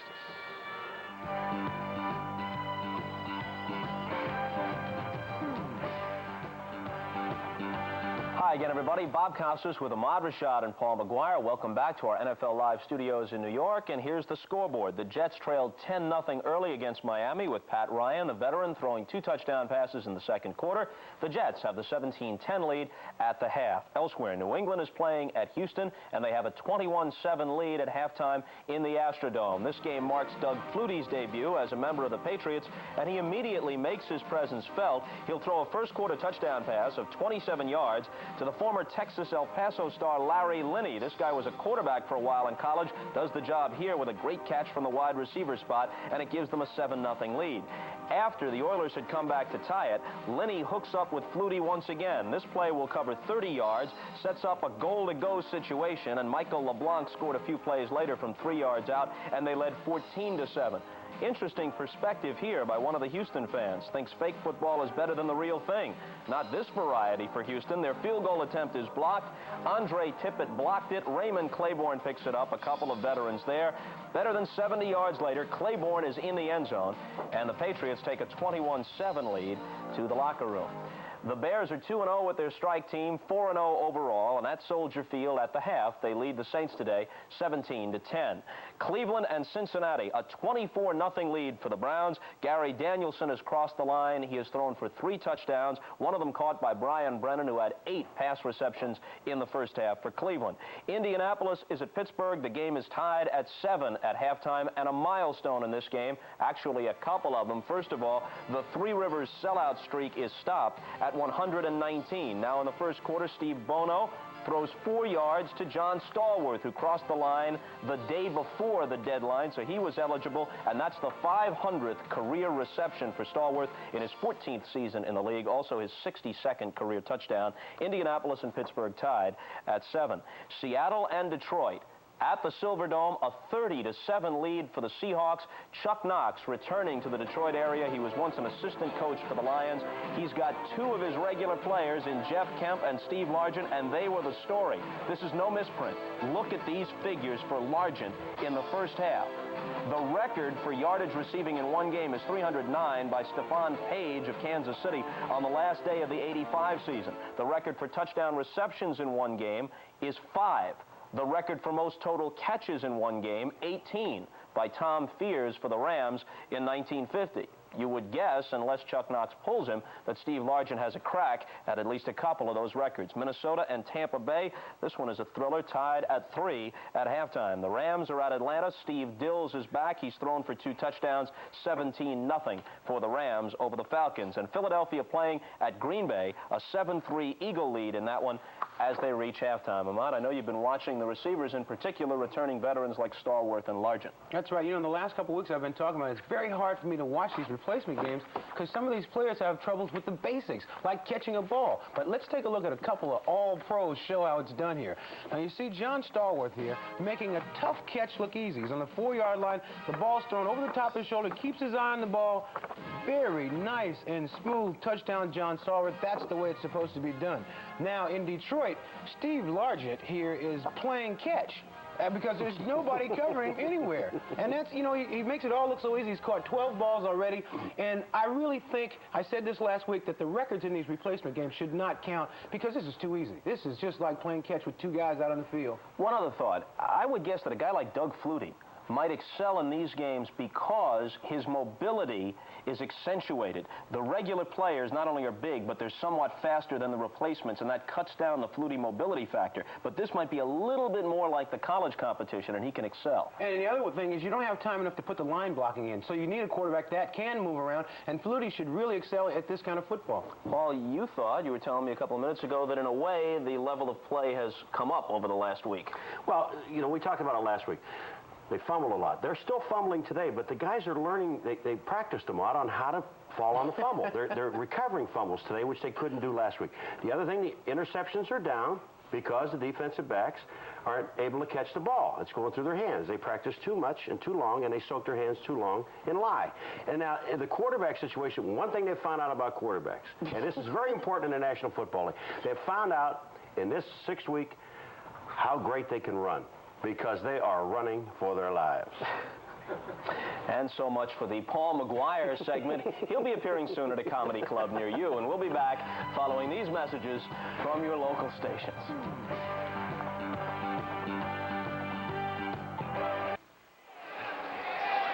Here at halftime, Seattle leading by a score of 30-27 over Detroit, and 30-7, and a first half that was a Steve Largent story. It was the Steve Largent show throughout the afternoon. 12 catches, 224 yards. He's only 85 yards away from Stephon Page's NFL record of 309, and we're only at halftime. He's done it all this afternoon. In case you joined us late, he does have an incentive clause, according to one published report, in his contract that calls for him to receive $100,000 if he catches 60 balls this afternoon. And so, in a sense, the strike really could have affected Steve Largent financially for a long time. And just to run some numbers at you, we're now in a 15-game season, so that means 4 receptions per game, and he only had 6 in the first couple of ball games, and then he missed 2 ball games, and so he's catching up. So he's going to be right back on target for 60 receptions for the whole season to qualify, and that report was in the New York Times. Right, I said 60 for this afternoon. He may get 60 this afternoon. He may. If he does, he gets 100,000 today. That's right. But it's 60 for the entire season, of course. 3 touchdowns already this afternoon. That ties Steve Largent's best afternoon for his entire year as a Seattle Seahawks, his entire career, rather. First one, just a quick pattern over the top, beating Harvey in the corner of the end zone. They came right back. They got the ball very quickly at 7-0 at the time. Steve Largent, the same exact pass pattern. Harvey once again on the corner. He is a veteran, 7 years in the NFL, but no match for Steve Largent this afternoon. It looks like an instant replay. It's not. That was the second touchdown. It's 14-0 at this juncture, and the number 3 coming up. A little 2-yard timing pass in the corner. Right, a pick play, and Largent used it to perfection to come back, and he's got 3 on the afternoon already. Now, we talked about the 60 receptions. That's what he needed to qualify for the bonus, and that means that when if he does, that each reception at that point is worth 1,666 yards and 66 cents. $66. 66 cents. I don't know. I'm having trouble with numbers here at halftime. There's entirely too many. Now, from a coaching standpoint, Largent has been out. He's having a great first half. Records are well and good. You have a tough season still to go. Many games left. At what point do you take him out of the ballgame? Well, I think the only purpose to keep him in the football game for the second half is for his conditioning, for his timing with Kemp as they continue to go through the year. But outside of that, I think at some juncture, Chuck Knox is going to have to say, it's been a fun afternoon, but we're over the top in this football game. I don't want to get anybody hurt. Conditioning is one thing, but let's keep our regulars and the ones that may get us to the playoffs out of this football game. All right, let's take a look at the statistics of the first half. Leaning to the left side of your screen.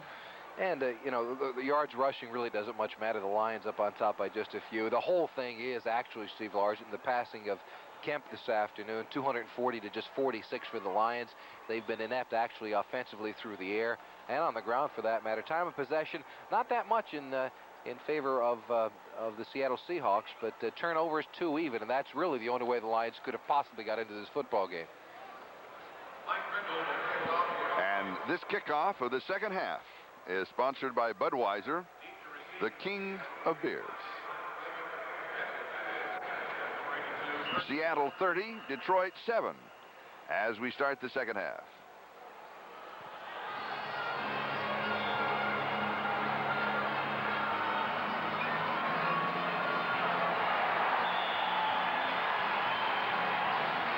Kurt Partridge returning the second half kickoff.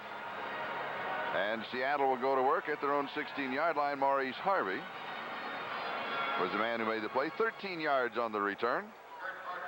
And so you would assume that Seattle will continue doing what they were doing so well in the first half. Largent is staying on the sideline, so he may not see any action in the second half. And I think that's a wise decision. I like that call. I do too. The next question is how long that Jeff Kemp stays in the football game.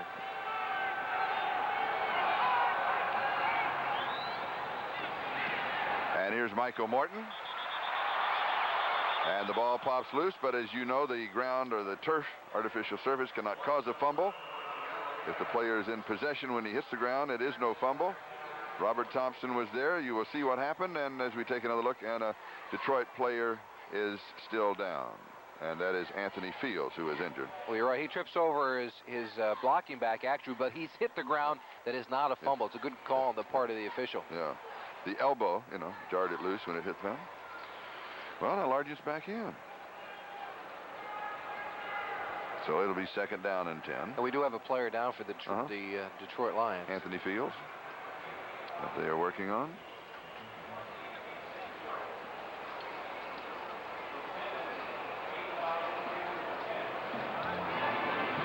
So as they're working on Anthony Fields, we'll take an injury timeout, and we'll be back to the Silverdome in Pontiac, Michigan in just a moment. Today's game is being brought to you by BMW, the ultimate driving machine. To arrange a thorough test drive, phone your nearest BMW dealer. By the Stanley Works, Stanley helps you do things right. And by Castrol, the motor oil engineered for today's smaller cars. The head coach of the Detroit Lions, Darryl Rogers, is now coming back off of the field, but he went out to check on his injured player, and there comes Darryl, and we point that out because in the normal course of events, coaches, head coaches or assistant coaches normally do not go out on the field. No, that's the first time I think I've seen that happen in quite a while, Charlie. Darryl Rogers, you can tell he had a real affection for the replacement team, as well as the players out in the picket line. The coaches are kind of the unsung heroes of this whole situation. They've had 16-hour days that they started off with. We asked him, well, what time did you come in the morning? He said, oh, normally, like we always do. We came in at 7 a.m. And then what time did you go home? He said, oh, about 1. And that's the kind of hours that the coaching staffs of the teams across the league put in. Darryl Rogers and his staff, he said, initially it was tough for us to get motivated to coach. We didn't know how long the strike was going to last. We didn't know what kind of people we had coming in. And then they got better. Week 1 was terrible, he said. Week 2 was a little bit better, and he expected them to play better this afternoon, although he's got a mismatch because of the 5 regulars back for Seattle. And in addition, he's a very clever man, and he had an interesting quote that in the conversation that we all fell off the chairs. We asked him. We asked him what it would be like next week practicing with both teams. It's like taking 2 dates to the prom and hoping they don't meet. Next week, the NFL has extended their rosters to 85 until Saturday. So the replacement teams and the A teams will, for the Lions, will be back practicing all week. Now, what happened yesterday, one reason for the quote was yesterday morning early, the A team worked out here in the Silverdome, and then the B team worked out. They used different locker rooms. We understand that they, at one time, we're not going to practice today, and possibly might come just to sit in and watch the game. And the report that we have just received is that none of them have been seen here. So, and whether they are working out at a nearby college at Oakland College, Oakland University, which is about 3 or 4 miles away, that we are not sure of. But all next week. So 85. Eligible on all of the rosters until what point next week? Until Saturday, so it's going to come right down to the wire. And now is Anthony Fields from Eastern Michigan. And that's a bad sign, Charlie, yes. when the stretcher comes out into the fields. We take a look at the scores around the NFL this afternoon. Jets leading Miami in the 3rd. New England in front of Houston. Chicago continuing their winning ways, although New Orleans is keeping it close. Cleveland way out in front of Cincinnati, and that's a score that you wouldn't see normally, or you wouldn't expect to see between those two ball clubs. Indianapolis and Pittsburgh 7-7. Indianapolis is a very good replacement team. Tampa Bay leading Minnesota by a score of 10-3. Those all in the 3rd quarter. The Rams shutting out Atlanta in the 3rd, Philadelphia 7, and Green Bay 3. Those are all 3rd quarter scores. We, of course, do not have any type of an official report on Anthony Fields at this point. And as soon as that information is given to us, of course, we will pass it on to you. Next week, Seattle will be at the Coliseum in Los Angeles against the Raiders. And Detroit will be here in the Silverdome. They'll be hosting the Green Bay Packers. Now, when you look at the AFC West, San Diego and the Raiders, who played later this afternoon, their record is 3-1, and they are tied for the lead in the West. And right now, if Seattle goes on to win their 2-2, Seattle would be 3-2. Denver's record is 2-1-1. Seattle, as I said, 2-2. Kansas City is 1-3. Now, this are the replacement results. In Southern California, they've been calling them the rechargers. I was at a dinner the other night, and there was a kind of a groundswell of enthusiasm not to replace them with the veterans. I mean, you know, that was kind of just a reaction. Of course, the veterans are a better ball club, San Diego, but everybody else, with the exception of Kansas City, very late putting their replacement team together. They are 0-2, and they are playing Denver today in a later game. The second half of the doubleheader on NBC, you'll see either the game between San Diego and the Raiders or Denver and Kansas City. Now we go back to this game with 14:21 left to go in the 3rd, and Seattle with the ball. A little play action fake, and the pass is incomplete to Michael Morton.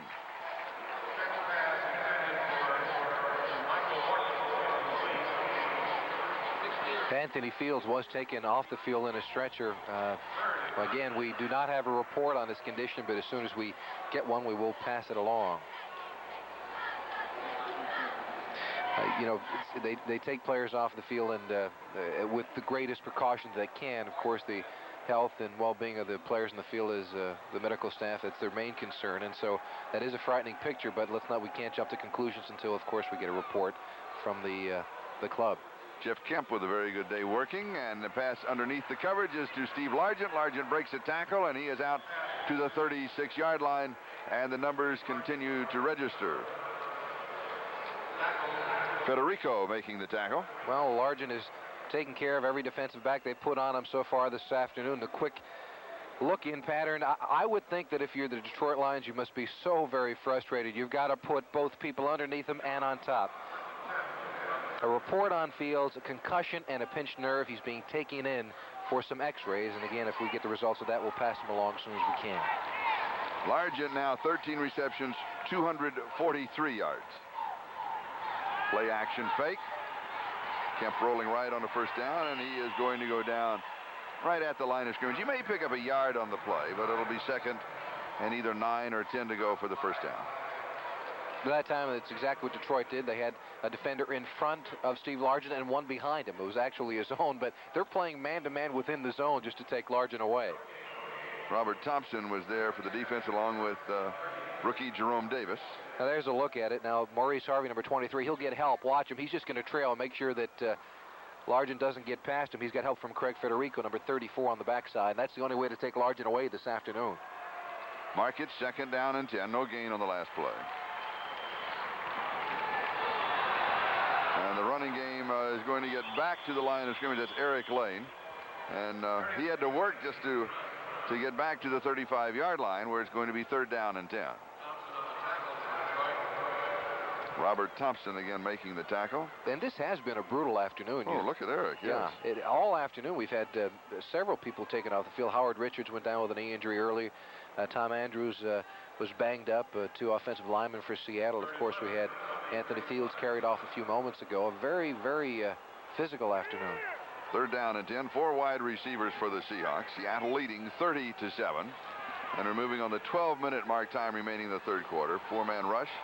Kemp in the shotgun. He goes deep, has a man open. It's Partridge. Does he hold on to it? Yes, he does. Kurt Partridge. Alvin Hall is the man who makes the tackle, and a smile from ear to ear. Kurt Partridge was an insurance salesman when he got the call from the Seattle Seahawks.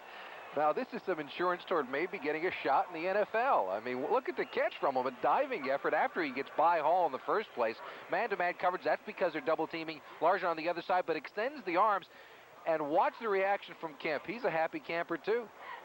He likes those long balls. He doesn't care if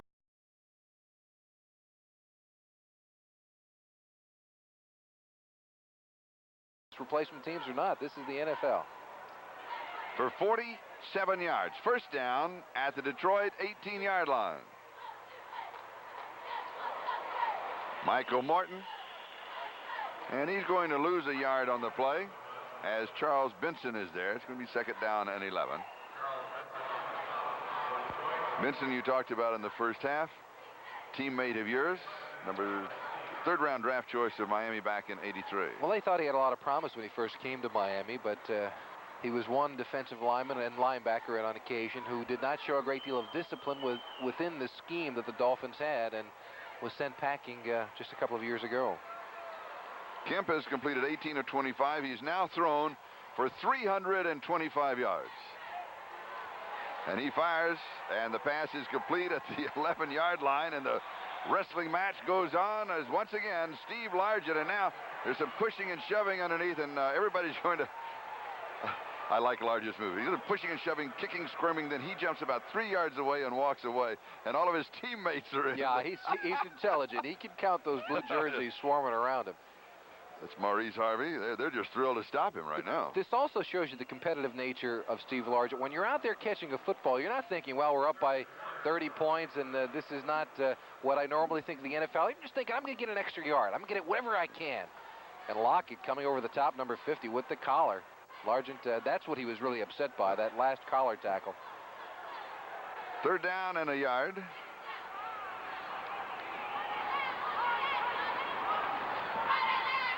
There's the pick. And Largent bumped out of bounds at the 1-yard line. It'll be 1st down and goal to go. Boy, poor Maurice Harvey. He's going to have burn marks all over him, isn't he?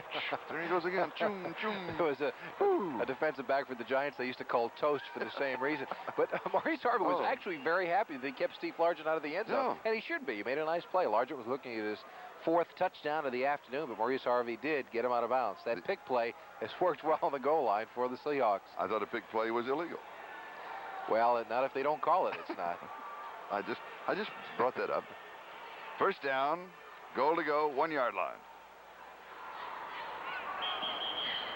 30-second clock. Whistle went off. The signal goes up. I heard a whistle. And the play continued. The Two of the officials along the offensive line went up to the signal. That meant that the ball broke the plane. And now let's see what the whistle was about. Official timeout.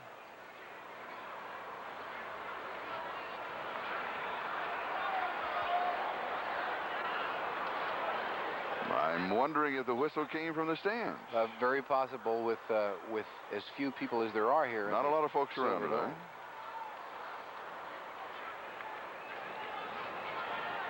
Can we go back and just look at the play and see what the players' reaction was? The whistle had sounded from the grandstand, not on the field of play.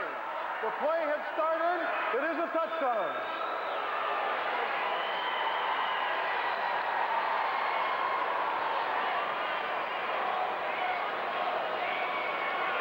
Yes. Yeah, that is a bizarre play. That's the first time I've ever heard that happen before. Let's go back to the play. Let's see if they continue or if they stop. Now, the whistle blew, it seemed, just after the ball was snapped, and it looks like everybody's going full tilt there. Michael Morton has the touchdown. And the extra point is up, and it is good. And it's Seattle 37, Detroit 7 as Norm Johnson tacks one more to the total. And we'll be back with a kickoff in just a moment. No?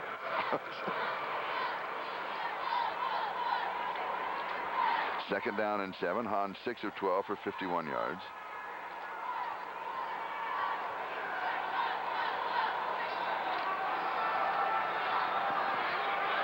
Pass is complete.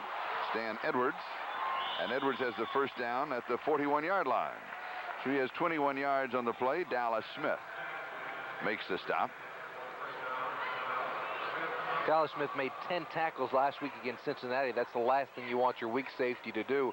We mentioned earlier that Seattle had trouble stopping the running attack of the Cincinnati Bengals and the Miami Dolphins during the 2 strike weeks. Obviously, with Fred Young in there this afternoon, they've stopped those problems. But one of the reasons that Dallas Smith had 10 tackles last week is because running backs were continually popping into the secondary, the Seahawks. 8 minutes left to go here in the third quarter. Hans throws far side. That is Danny Bradley.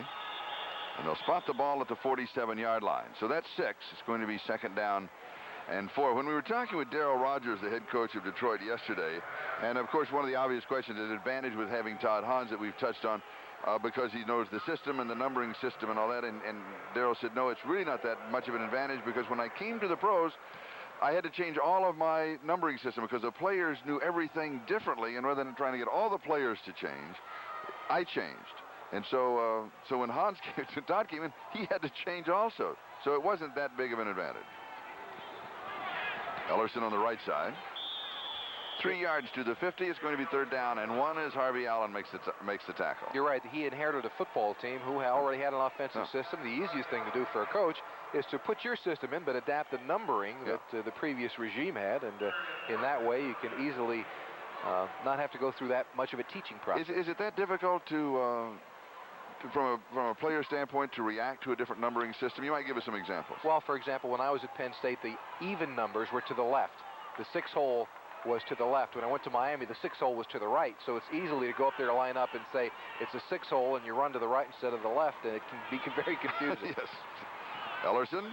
As my explanation tells you. And he will pick up the first down at the 48-yard line as Fred Young and John McVay were there.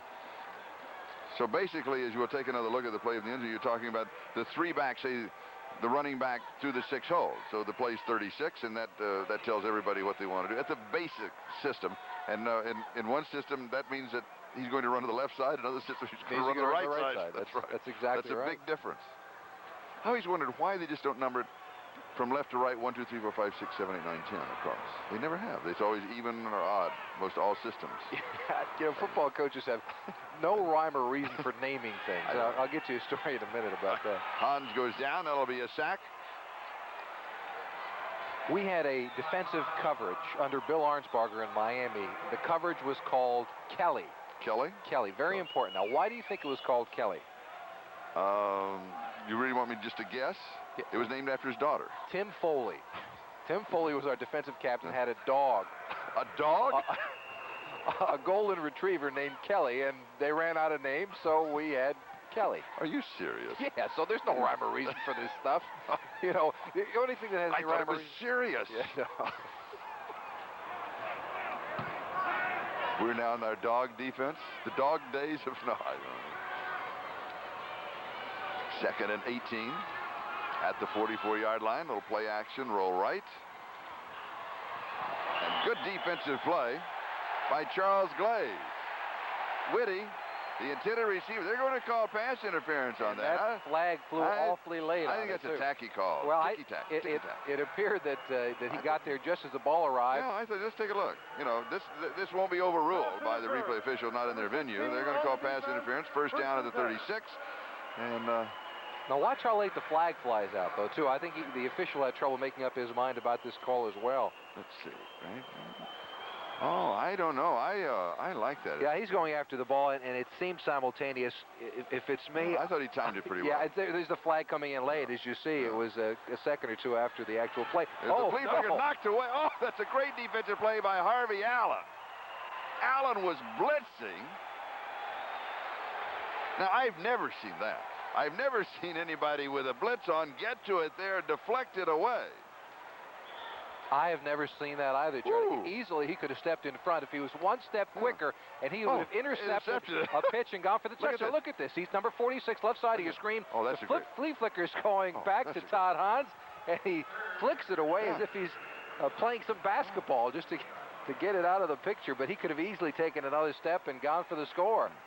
And the ball back to the Detroit 41-yard line, a loss of 23 yards, so it's going to be second down and 33. Outstanding defensive play. Throwing with pressure, almost intercepted. Stan Edwards, the intended receiver, I'm not sure he saw the ball. He didn't react with it behind him like I thought that he would. Now, Todd Hans had some pressure, and he threw the ball before the receiver turned whatsoever, and he had Edwards, that's what Hans is saying to him. Look, I had some trouble there. You got to turn around and help me out. As we take a look at the scores, the Dolphins come back and tie the game with the Jets. New England still leads. Chicago still leads. Cleveland out in front. Indianapolis, Pittsburgh tied, and Tampa Bay in front of Minnesota. Rams leading and Green Bay leading. 6 in the secondary for Seattle. Third down and 33.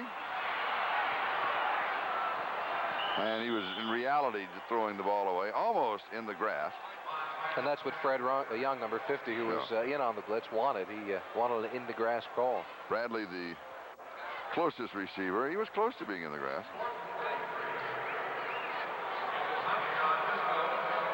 Young, number 50, he gets away from the first, but there's Young, and that's it's grasp and control. Remember, though, it's grasp and control. And I agree with the official there. Todd Hans was not being controlled by Fred Young, and so the play should stand.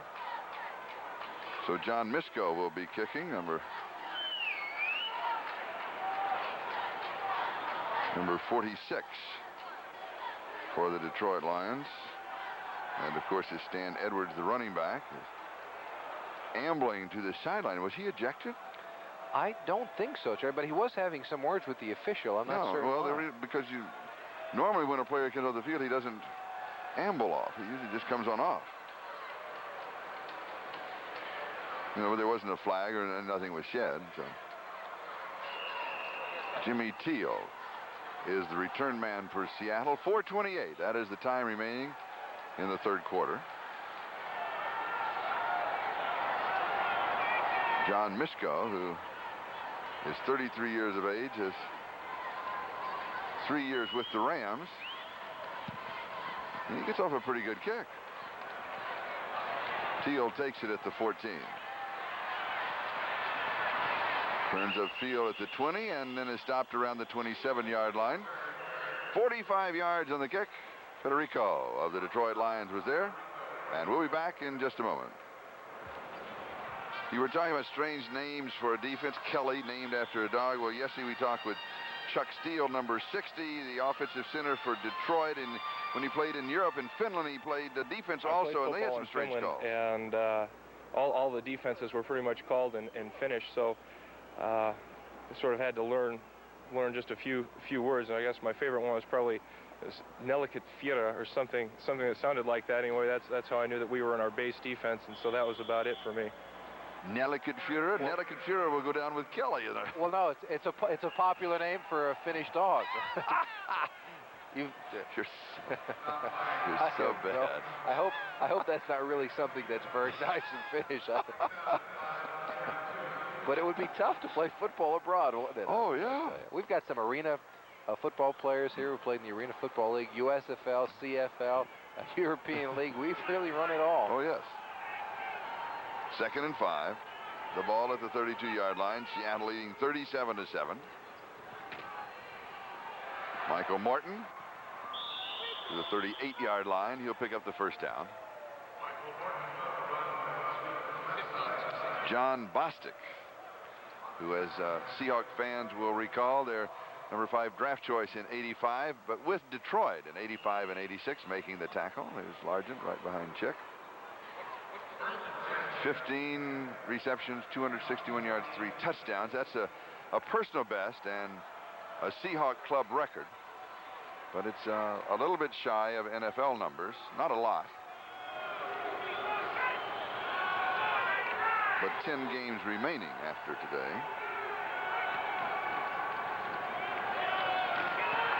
Michael Morton. A yard to the 39, 2nd down and 9. And then I think the question comes, how long do you keep Jeff Kemp in? Yeah, I think you keep Jeff Kemp in for the whole ball game, because I would believe that as a quarterback, he needs more work than a receiver would do. Would you agree or disagree? No, I disagree. Good. I'm glad I brought that up. I think if you run the football and you just let him hand it off, maybe. Then you bring in Bruce Matheson. Right, exactly. And Bruce Matheson is somebody who has been impressive in the first couple of weeks during the strike. Jeff Kemp, as we mentioned, came back just for this game, but previously Jeff Matheson was 15 of 32 last week against Cincinnati, threw for 326 yards against Miami. If they expand the rosters, he's got a shot. Might as well give him some more opportunity. Bingen going in motion. Kemp. Pass is complete at the 43-yard line. That'll go for 4. There's a couple of flags down. And now let me say the reason that I would keep Kemp in is twofold. One is that he needs the work. Pass interference, number 35 defense, automatic first down. Alvin Hall, it is called against Alvin. And the other is that he came to the Seattle Seahawks this year from the Rams. So this is the first year in the Seahawks system, and has not played since preseason. So this gives him an opportunity to try and get not necessarily back up to speed, but to get as much work as possible. I agree to it to a certain extent. Right, to a point. I think then you've got to worry about his health, especially with an inexperienced offensive line in front of him. And I would imagine that you'd like to get a look at Bruce Matheson, because he has shown great promise in the first 2 weeks.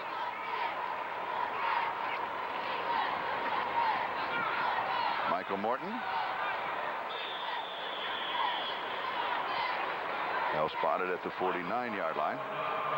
You know, because Dave Craig is going to be the starting quarterback next weekend in the Coliseum against the Raiders.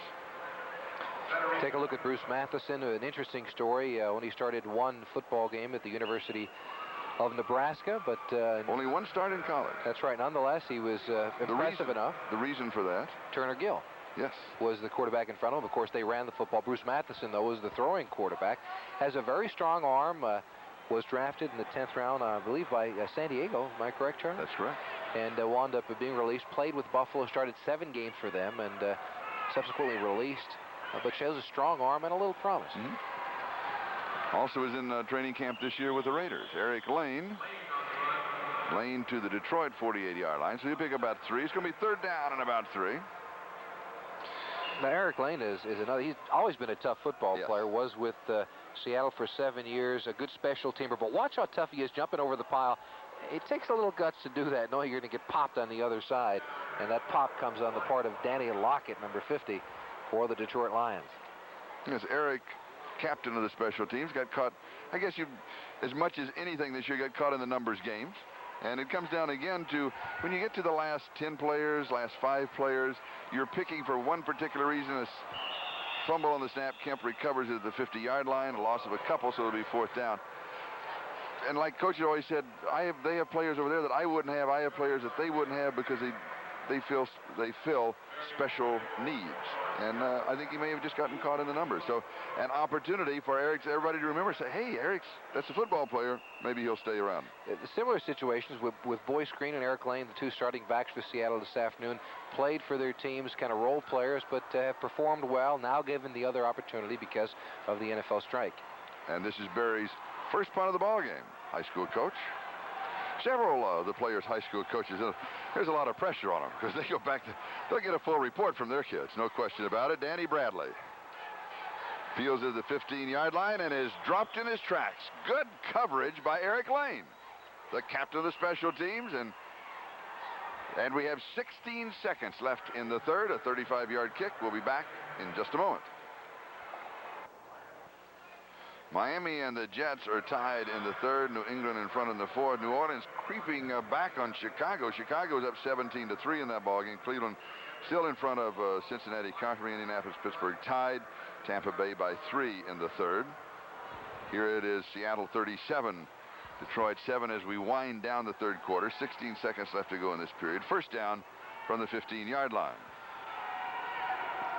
Hahn's pass is complete to Ellerson.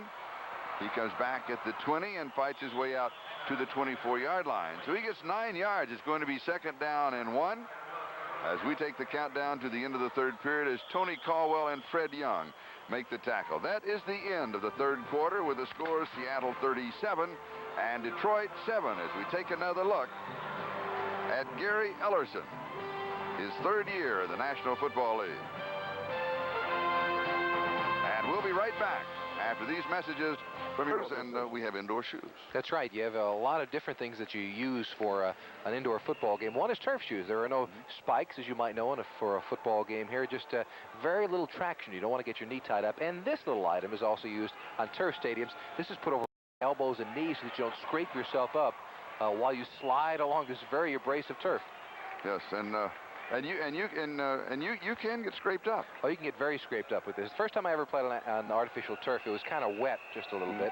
And I was running and I slid from my wrist all the way down. I got a brush burn like a raspberry from the wrist all the way down the side. It can be very painful. So they invented these little items, kind of padded on the inside, and they put them over elbows and knees so you're not scraped up. You can tell how badly you were scraped up by walking into the shower after the game, turning the water on and finding every little spot where those raspberries are going to pop up the next day. So quite a nice invention for the football player in the NFL. Also about the shoes is that there are 3 sets of shoes for artificial turf. Right, there's a set of shoes. Outdoors and indoors. Outdoors and indoor. Outdoors, when it's wet, there's still another pair of shoes. So there are 3 different types that players will wear. They found out that as far as the players are concerned, they feel that there's a lot of injuries on artificial turf simply because you get too much traction. And so a shoe like this is actually a basketball bottom and a football top that's snug on this part of it. We have an injury timeout. That's the reason. You're not missing anything. Yeah, I just don't worry about it. We're not just kind of rambling on. And, we have an injury timeout, and that is Stan Edwards, the ball carrier, who got injured. And this is where he got banged up on the play. Let's take a look and see how it happened. Oh, head on. Seems like he got dinged just a little bit. Before when he was coming off the field and talking to the official, I think the official asked him to leave because he seemed a little wobbly. A trainer went over to him, and now next time up he gets banged up and is still down on the ground, although he is on his way up now, and a wave is starting to circulate here in the stadium. And they're applauding the crowd here. And we do have that official crowd attendance, and we'll pull up that graphic for you. We can share it all together at the same time. And they're having fun, and that's what it's all about. You might as well come out and enjoy it. There's the attendance, 8,310. So they were hoping for 15. They missed it by almost 7,000. But the first game that they had here, the first of the replacement games, the attendance was even less than that. It was under 5,000. And that Edwards now is, it's very tentative. It's almost a, I'm a little dizzy. I don't want to be helped, but don't stray too far from me. That kind of a feeling. Yeah, he took quite a shot, it seemed, from a strong safety coming up on that run. First down, 37-yard line, 14:37 time remaining in the ball game, and Seattle leads at 37-7. And Nick Kuyos is the ball carrier. He was in the Giants training camp back in 1985. And Doug Holly along with Julio Cortez making the tackle at the 39-yard line. A gain of a couple, 2nd down and 8.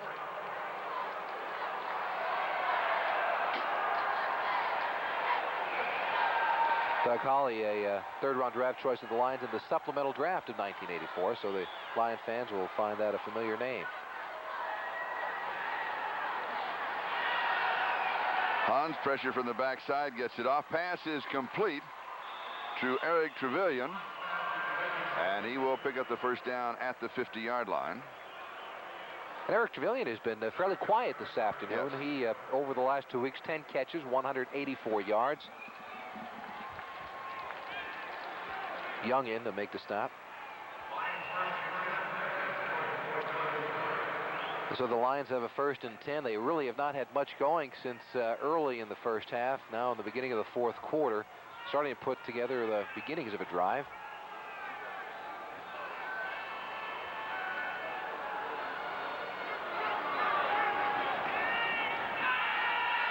Hans back to pass downfield. Oh, a little bit too long. Thank you, Jim. We're setting up the 10-minute ticker and an injury report. Miami, the Jets still tied. New England leading. Chicago by 4. Cleveland in front. Indianapolis, Pittsburgh tied. Tampa Bay leading by 7.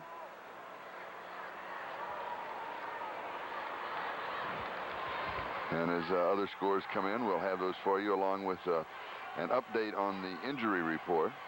There's the Rams in front of Atlanta, and Green Bay leading Philadelphia by 3. 2nd down and 10. And we'll have the injury in just a moment. Hans, diving try by Giovanni Johnson. It is incomplete. Bernard Young had the coverage. And it'll be 3rd down and 10. There's been 3 injuries to the Detroit Lions today. To Steele, Fields, and Edwards. And Anthony Fields, you may recall, is the one that was taken out on a stretcher with a pinched nerve in his neck and a concussion. And the good news is that the x-rays were negative. So it's just a minor concussion with a little pinched nerve, and that is truly good news, and we're glad for that. Going deep into double coverage, juggled and incomplete. Johnson again, the intended receiver. Glaze and Arnold Brown were there, and Brown almost had the interception with a flag down back at the 41-yard line. And Johnson is shaken up on the play for Detroit. So that stops the clock with 13:25 to go in the ball game. Seattle leading 21-0 at the end of the first quarter, 30-7 at halftime, 37-7 at the end of the 3rd. The penalty against Detroit, of course, refused. It'll be 4th down. That means that John Misko will come in to kick. But meanwhile, Johnson, who we mentioned was down at the 9-yard line, and they're still working on him. And unusual that there is so many injuries this afternoon for one reason. Usually conditioning will improve. They're now in the 3rd week, and conditioning and injuries are directly linked. Usually a football player will be hurt when he gets tired and is not prepared for the kind of hitting that will go on in an NFL game. Their conditioning is much better. Oh, that's a rib shot. That's exactly what happens, and it's a Glaze once again who's played. He's so good. Oh yeah, we're talking to some of the people from the Seahawks. He may be around in future days. You never know. And we have a timeout, and we'll be back to the Silverdome in Pontiac, Michigan in a moment. Today's game is brought to you by Michelob Light. When the sun goes down, light up the night with Michelob Light. By AT&T, the right choice. And by Good News Plus, with the Lubra Smooth Strip for extra smoothness and comfort, only from Gillette. And Giovanni Johnson being helped from the field. He took that shot. It appeared to the side, to the ribs, and that's the area they've been working on. Well, that hurts just to watch him. That's... Oh, boy.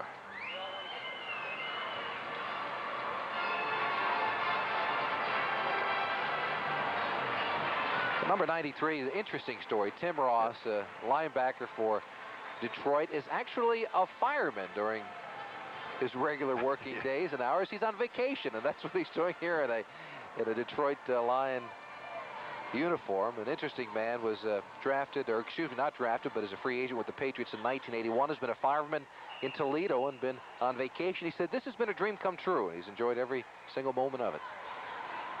He's also a linebacker coach at Toledo Woodward High School. Neat man. The kids had to love to play for him. This should not be fielded. No, that's a mistake. Jimmy Teal. That close, what, inside the 10, you let it go? Is that the that's a general rule. Inside the 10, just don't touch it. He was well inside the 10, actually, about the 2-yard line. Mark Wheeler had the coverage. We've got a timeout, and we'll be back in just a moment following that 48-yard kick. 93, Tim Ross, a Toledo fireman, his comments. After today's game, I go back to Toledo where I'm a fireman, and I've been on vacation. My vacation ends October the 20th, which happens to be a Tuesday, which also happens to be the Lions' day off for the week. And so conceivably, for Coach Rogers' sake, I could go home, work that day, and come back. We work a 24 on and 48 off schedule with the fire department. And if he needs me, I'll try and work either another leave of absence or work some other people, get some other people to work for me. He just lights up a room. Doesn't he come across? Yeah, Are you ready? He'll be back. Yeah. He's a good salesman, too. Oh, yes. Yeah. Oh, yes, and the other thing is that what kind of a heart, he's got this giant heart. He's going to work 24 hours as a fireman, drive here, and work a football schedule for 2 more days. And then also, by the way, Bruce Matheson is now the quarterback for Seattle. Also, there's a little tidbit in the, that if you're a fireman, you can't spend your off hours seeking gainful employment. And there's a question of whether this is gainful or not. Well, what he said, when we asked him yesterday, he said, well, I'm not seeking gainful employment. I already made the team. So he's got around that already. Here's Eric Lane again. Thomas Boyd and Charles Benson make the play at the 13-yard line. So they'll lose a couple, and it's going to be 3rd down and 9 yards to go. As I mentioned, Bruce Matheson, the quarterback, and the numbers on Jeff Kemp, he completed 20 of 27 for 344 yards, 4 touchdowns, 1 interception. His favorite receiver, Steve Largent, 15 receptions, 261 yards, and 3 touchdowns. 4 wide receivers for Seattle.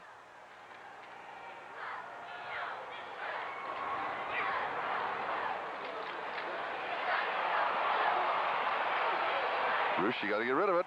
He's going to be thrown down. So that is the 4th sack for Detroit. And one thing about Bruce Matheson we might mention is that by playing in the being a member of the Seattle Seahawks for these 3 games, this game qualifies him for the pension. That's exactly right. He winds up with a pension, which means $60,000 in severance paid to him, and that's what he earned for this strike, a lump sum payment. And the book on Bruce Matheson, good mobility, as you saw there. He runs fairly well, throws the ball well on the run, a strong arm.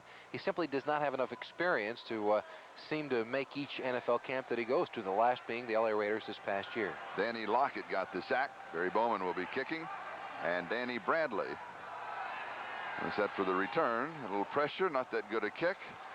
It is taken at the 38-yard line. So Detroit will have good field position. The return to the 31. So 7 yards on the return. 33-yard kick, and let's check out the 10-minute ticker. Jets in front of Miami, 24-17 in the 4th. New England leading Houston by 2 touchdowns. New Orleans, they are creeping back at Chicago, now trailing by 1. Cleveland continues to shut out Cincinnati. Pittsburgh leading by 7. And Tampa Bay leads Minnesota 17-10. Rams in front of Atlanta. Philadelphia and Green Bay now tied at 10-10.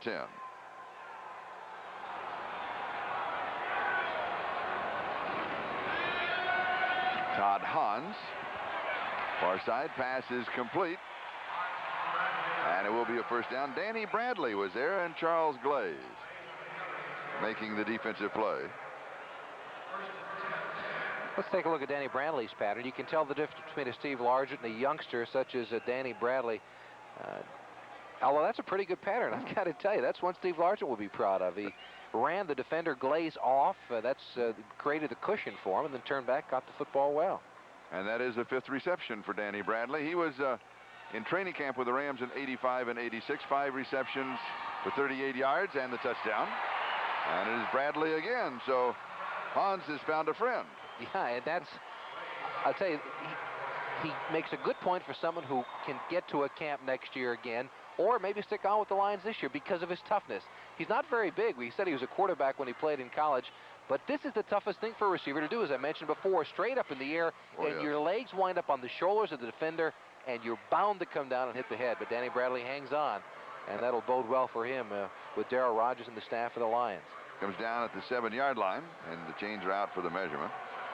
And it's short by about 5 or 6 inches. So it's going to be 2nd down.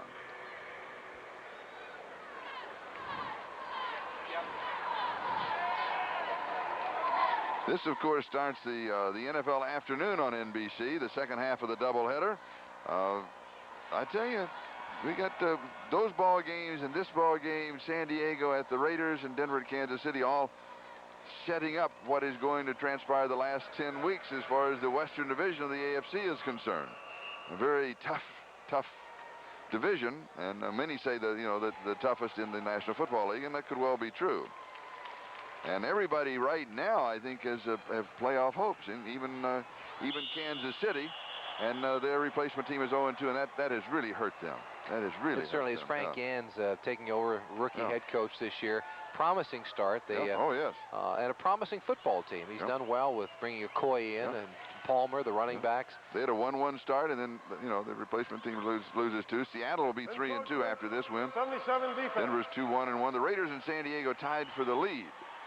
Before the games today at 3-1-1, and San Diego, the replacement team, 2-0, but the Raiders have too many people back for them. I think San Diego is going to run the same thing that Detroit ran in here today. Well, San Diego winds up with really doing very well though during the week, because as it began, you never thought that San Diego, at least the prospects at the beginning, who thought they would be in playoff contention at this stage?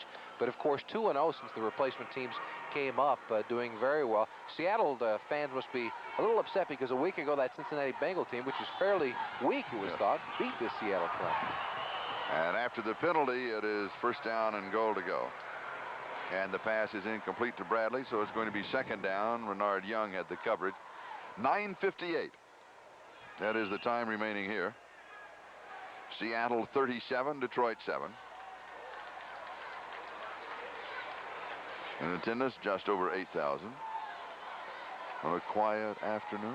And I don't think very few, I don't know if a whole lot of people left. I think they said, we're going to go and watch a football game. They're diehard fans. Well, you don't need to leave early to beat the traffic. That's true. No, I think you're right. Bradley has his 2nd touchdown.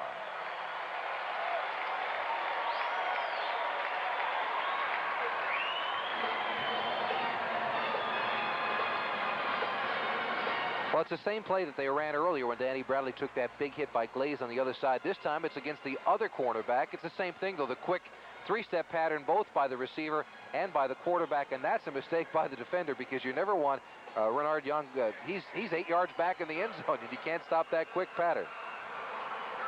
We've got a timeout, and we'll be back to the Silverdome in just a moment. Bruce Matheson, the quarterback for Seattle, well, he started the replacement season with Houston, and we asked him a question, and we'll have that answer after the kickoff because they're getting ready to go back to play. Mike Prindle will be kicking off for the Detroit Lions, with Kurt Partridge and Brant Vingan set for the return. And Partridge and Vingan both have had good ball games.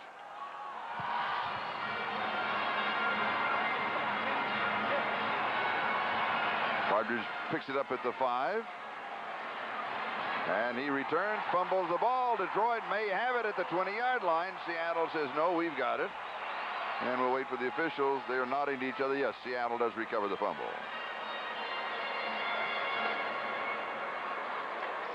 Now back to Bruce Matheson. I said, what happened in Houston? Well, I went down there. I wasn't really prepared for what was going to take place.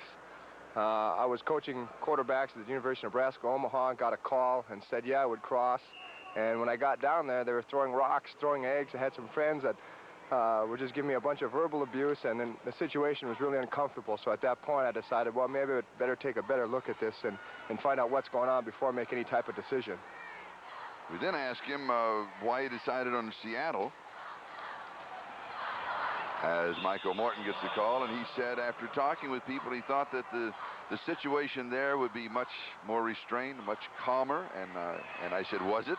And he said yes, that the regular players, there was a distance away, there wasn't any type of abuse. He said it was just a much more comfortable, more gentlemanly situation than he had run into in Houston, and he's been very, very comfortable there. Yeah, and he really has shown quite promising days here in this first 2 weeks as playing the starter role for the Seahawks. He came in on a Thursday, and on Sunday threw for 326 yards for Seattle. That's a strong performance. Tells you something about preseason, doesn't it? Maybe everybody coming a little later. 2nd down and 7. Michael Morton. It's interesting about preseason. Every time that kind of situation happens, when there's a holdout that comes in late and doesn't do well, first thing a coach says is, you see, we got to come in here and work hard in preseason. Every time a holdout comes in late and performs well, nobody says a word. It always works for the coaching staff. Of course. Whoever has the final word. 3rd down and 7.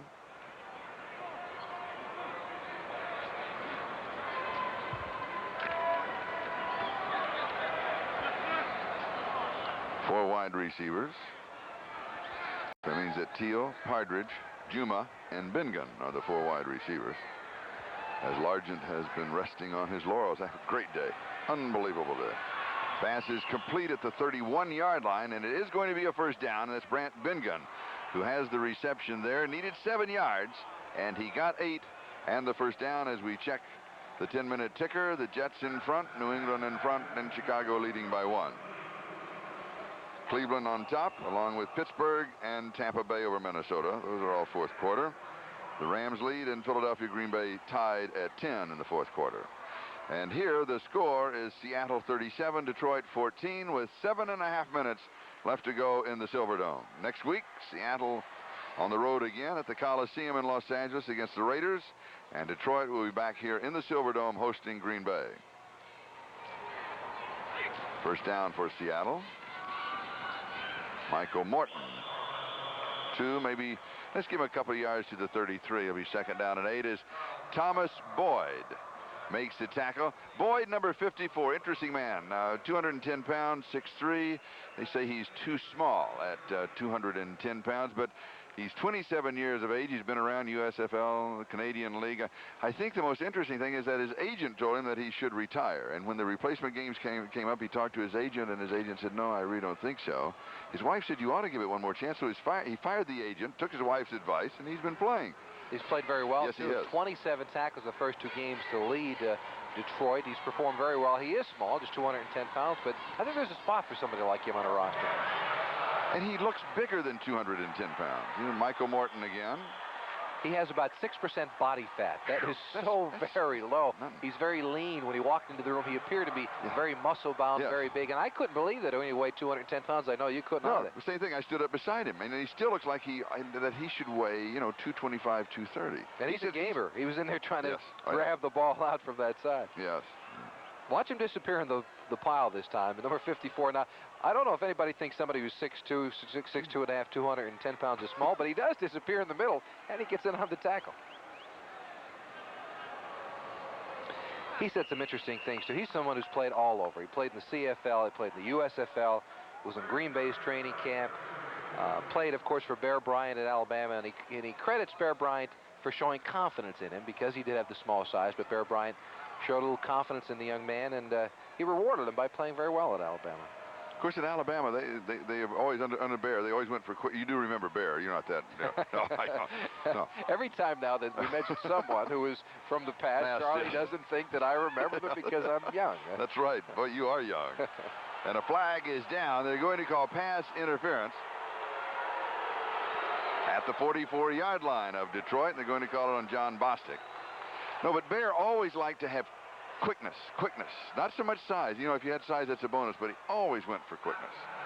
And he would beat, I could always remember, several great Orange Bowl ball games.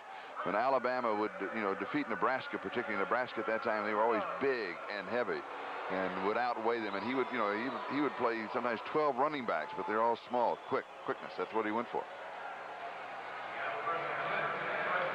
Pass interference call. We'll take a look at it. 24-yard penalty. John Boss, number 39, the defender who's getting called for it, and it's Parridge, number 82 for Seattle. It's a close call right at the end. The call is that he ran into him right at the end of it and used that arm just a little bit. So John Bostic nabbed for the interference call. And a first down at the Detroit 44-yard line. Here's Michael Morton. Morton to the 39. Gain of 5, second 5, and Thomas Boyd was there. And another flag on the play. Now it's starting to get a little sloppy toward the end of the football game. We said earlier that there were very few flags, but they've been popping up regularly in this fourth quarter. There'll be a holding call against Seattle on Mike Hagan. No.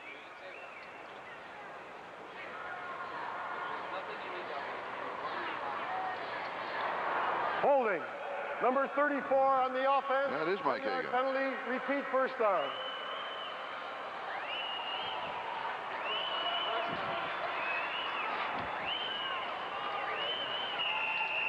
Mike Hagan, who also spent 3 years in the USFL. That name may sound familiar to you.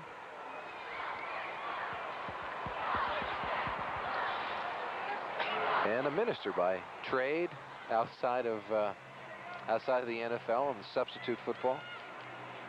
First down and 20. Seattle's ball back at their own 46-yard line. We're moving on the 5-minute mark. Time left in this ball game. Michael Morton. Fumble, but they're going to blow the play dead where he hit the ground at the 48. So it'll be a couple. Second down and 18.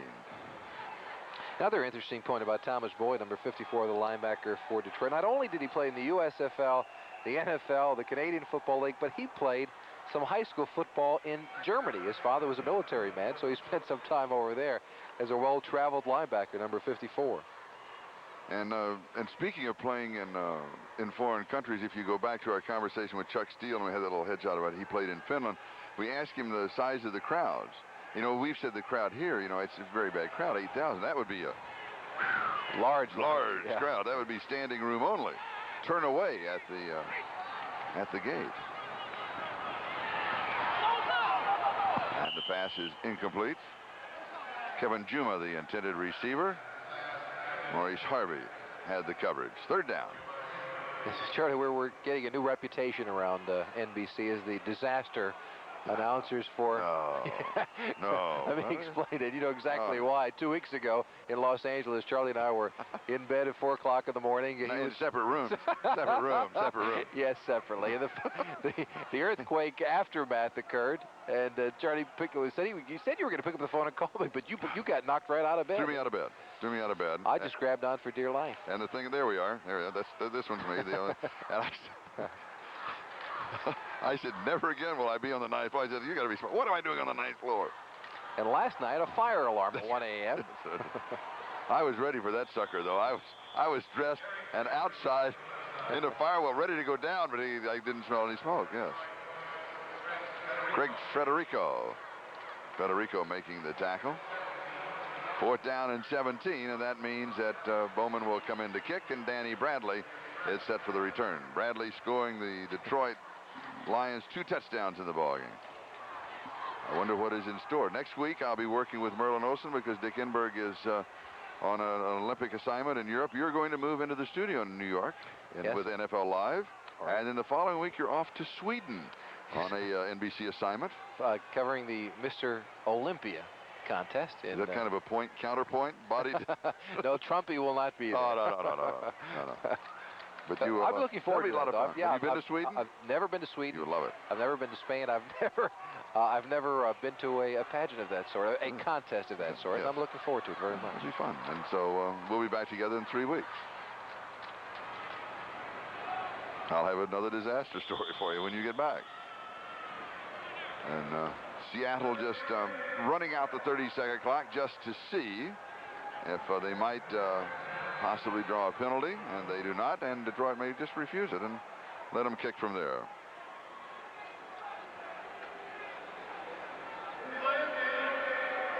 Five-yard penalty, still 4th down.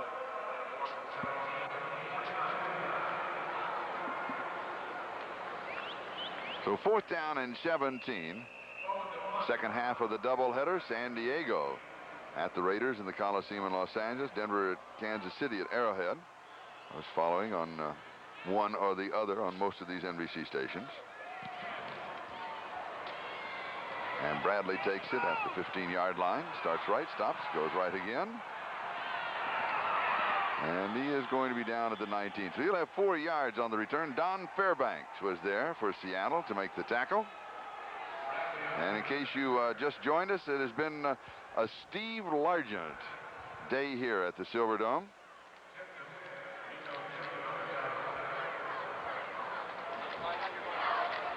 As Steve Largent with 3 touchdown receptions and great numbers. Jim? Let's take a look at Tim Ross, number 93, our fireman, see how he handled his assignment. And not so bad. He's keeping after it, that's for certain. Make a block. Well, not too bad. He might have been called for 1 of 3 penalties on that. Maybe a little hold, maybe a little shot in the back. But Tim Ross, his heart is in it, and he's all over the place this afternoon. Todd Hans. And he is down at the 9-yard line. 3rd sack for Seattle. A report on Green Bay. Green Bay is in overtime. There's Largent. Let me give you his numbers, and I'll come back to those. 15 receptions, 261 yards, 3 touchdowns. So a great way back as we look now at the ticker. Jets in front of Miami. New England leading Houston. Chicago by 1 over New Orleans. Cleveland in front. Pittsburgh in front. Tampa Bay in front of Minnesota. Now look at the last one. Rams in front by 3. Philadelphia and Green Bay in overtime. Green Bay is in overtime for the 3rd time in 6 games this year. 1 loss and 1 tie in overtime. So they got extra pay. This one won't go overtime. Wester, the ball carrier. 2-minute warning will now be given to both benches. A promise we will return to the Silverdome.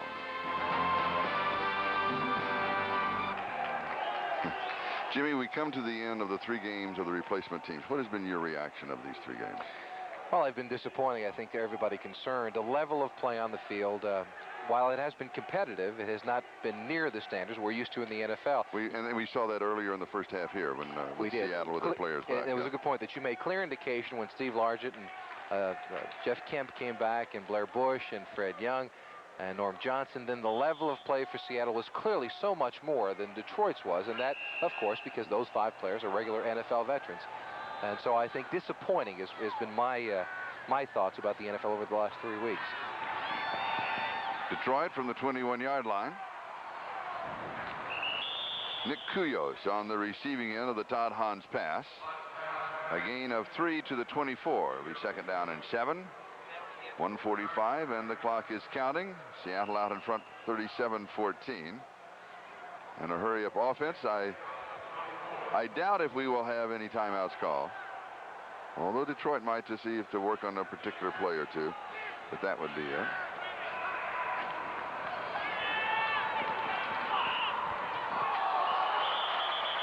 Flags are down. Trevelyan, the intended receiver, the most valuable player of this game. It's not, and that was decided in the first quarter. There he is, Steve Largent, number 80. Tripping, number 72. Most Valuable Player Award sponsored by Budweiser, and Budweiser make a contribution to the United Way on behalf of all of the MVPs selected throughout the National Football League today. And Steve Largent, congratulations and welcome back.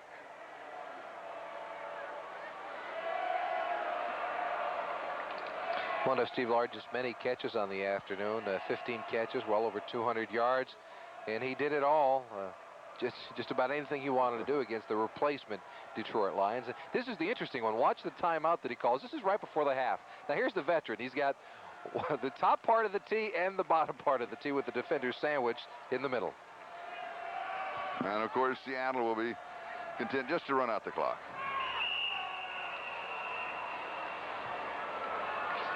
The numbers on Steve Largent: 15 receptions, 261 yards, and 3 touchdowns. Now, from a personal standpoint and from a Seattle Seahawks standpoint, the receptions a new record, the yardage a new record, the touchdowns ties his previous record. He had 3 against St. Louis in 1983, 3 touchdowns against San Diego in 1984. And to run just a few more numbers at you, Seattle's total offense at this point, and it'll pretty well stay. They'll lose a few yards as they run the clock down.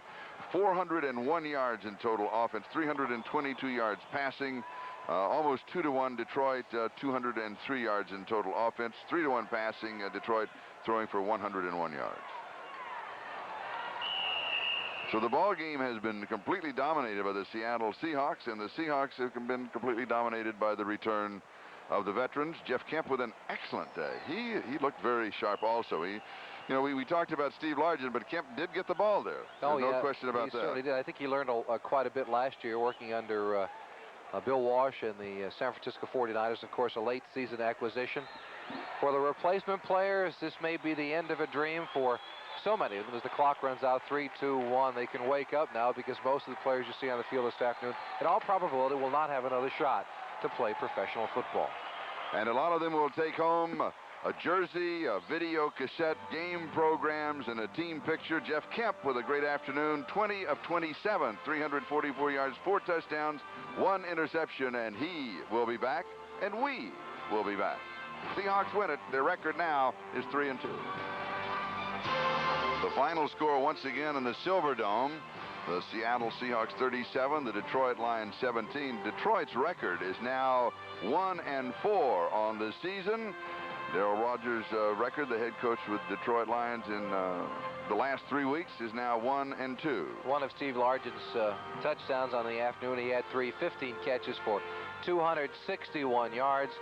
And we'll be back in just a moment from the Silverdome, where the Seahawks won it 37-2. The final once again, the Seattle Seahawks 37 and Detroit 14. So the standings in the West right now, they're not in the right order. Don't worry about that.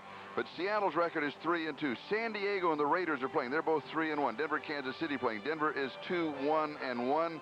Kansas City's record is 1-3. So the other 4 teams still to go in the second half of the doubleheader. So stay with us on these NBC stations.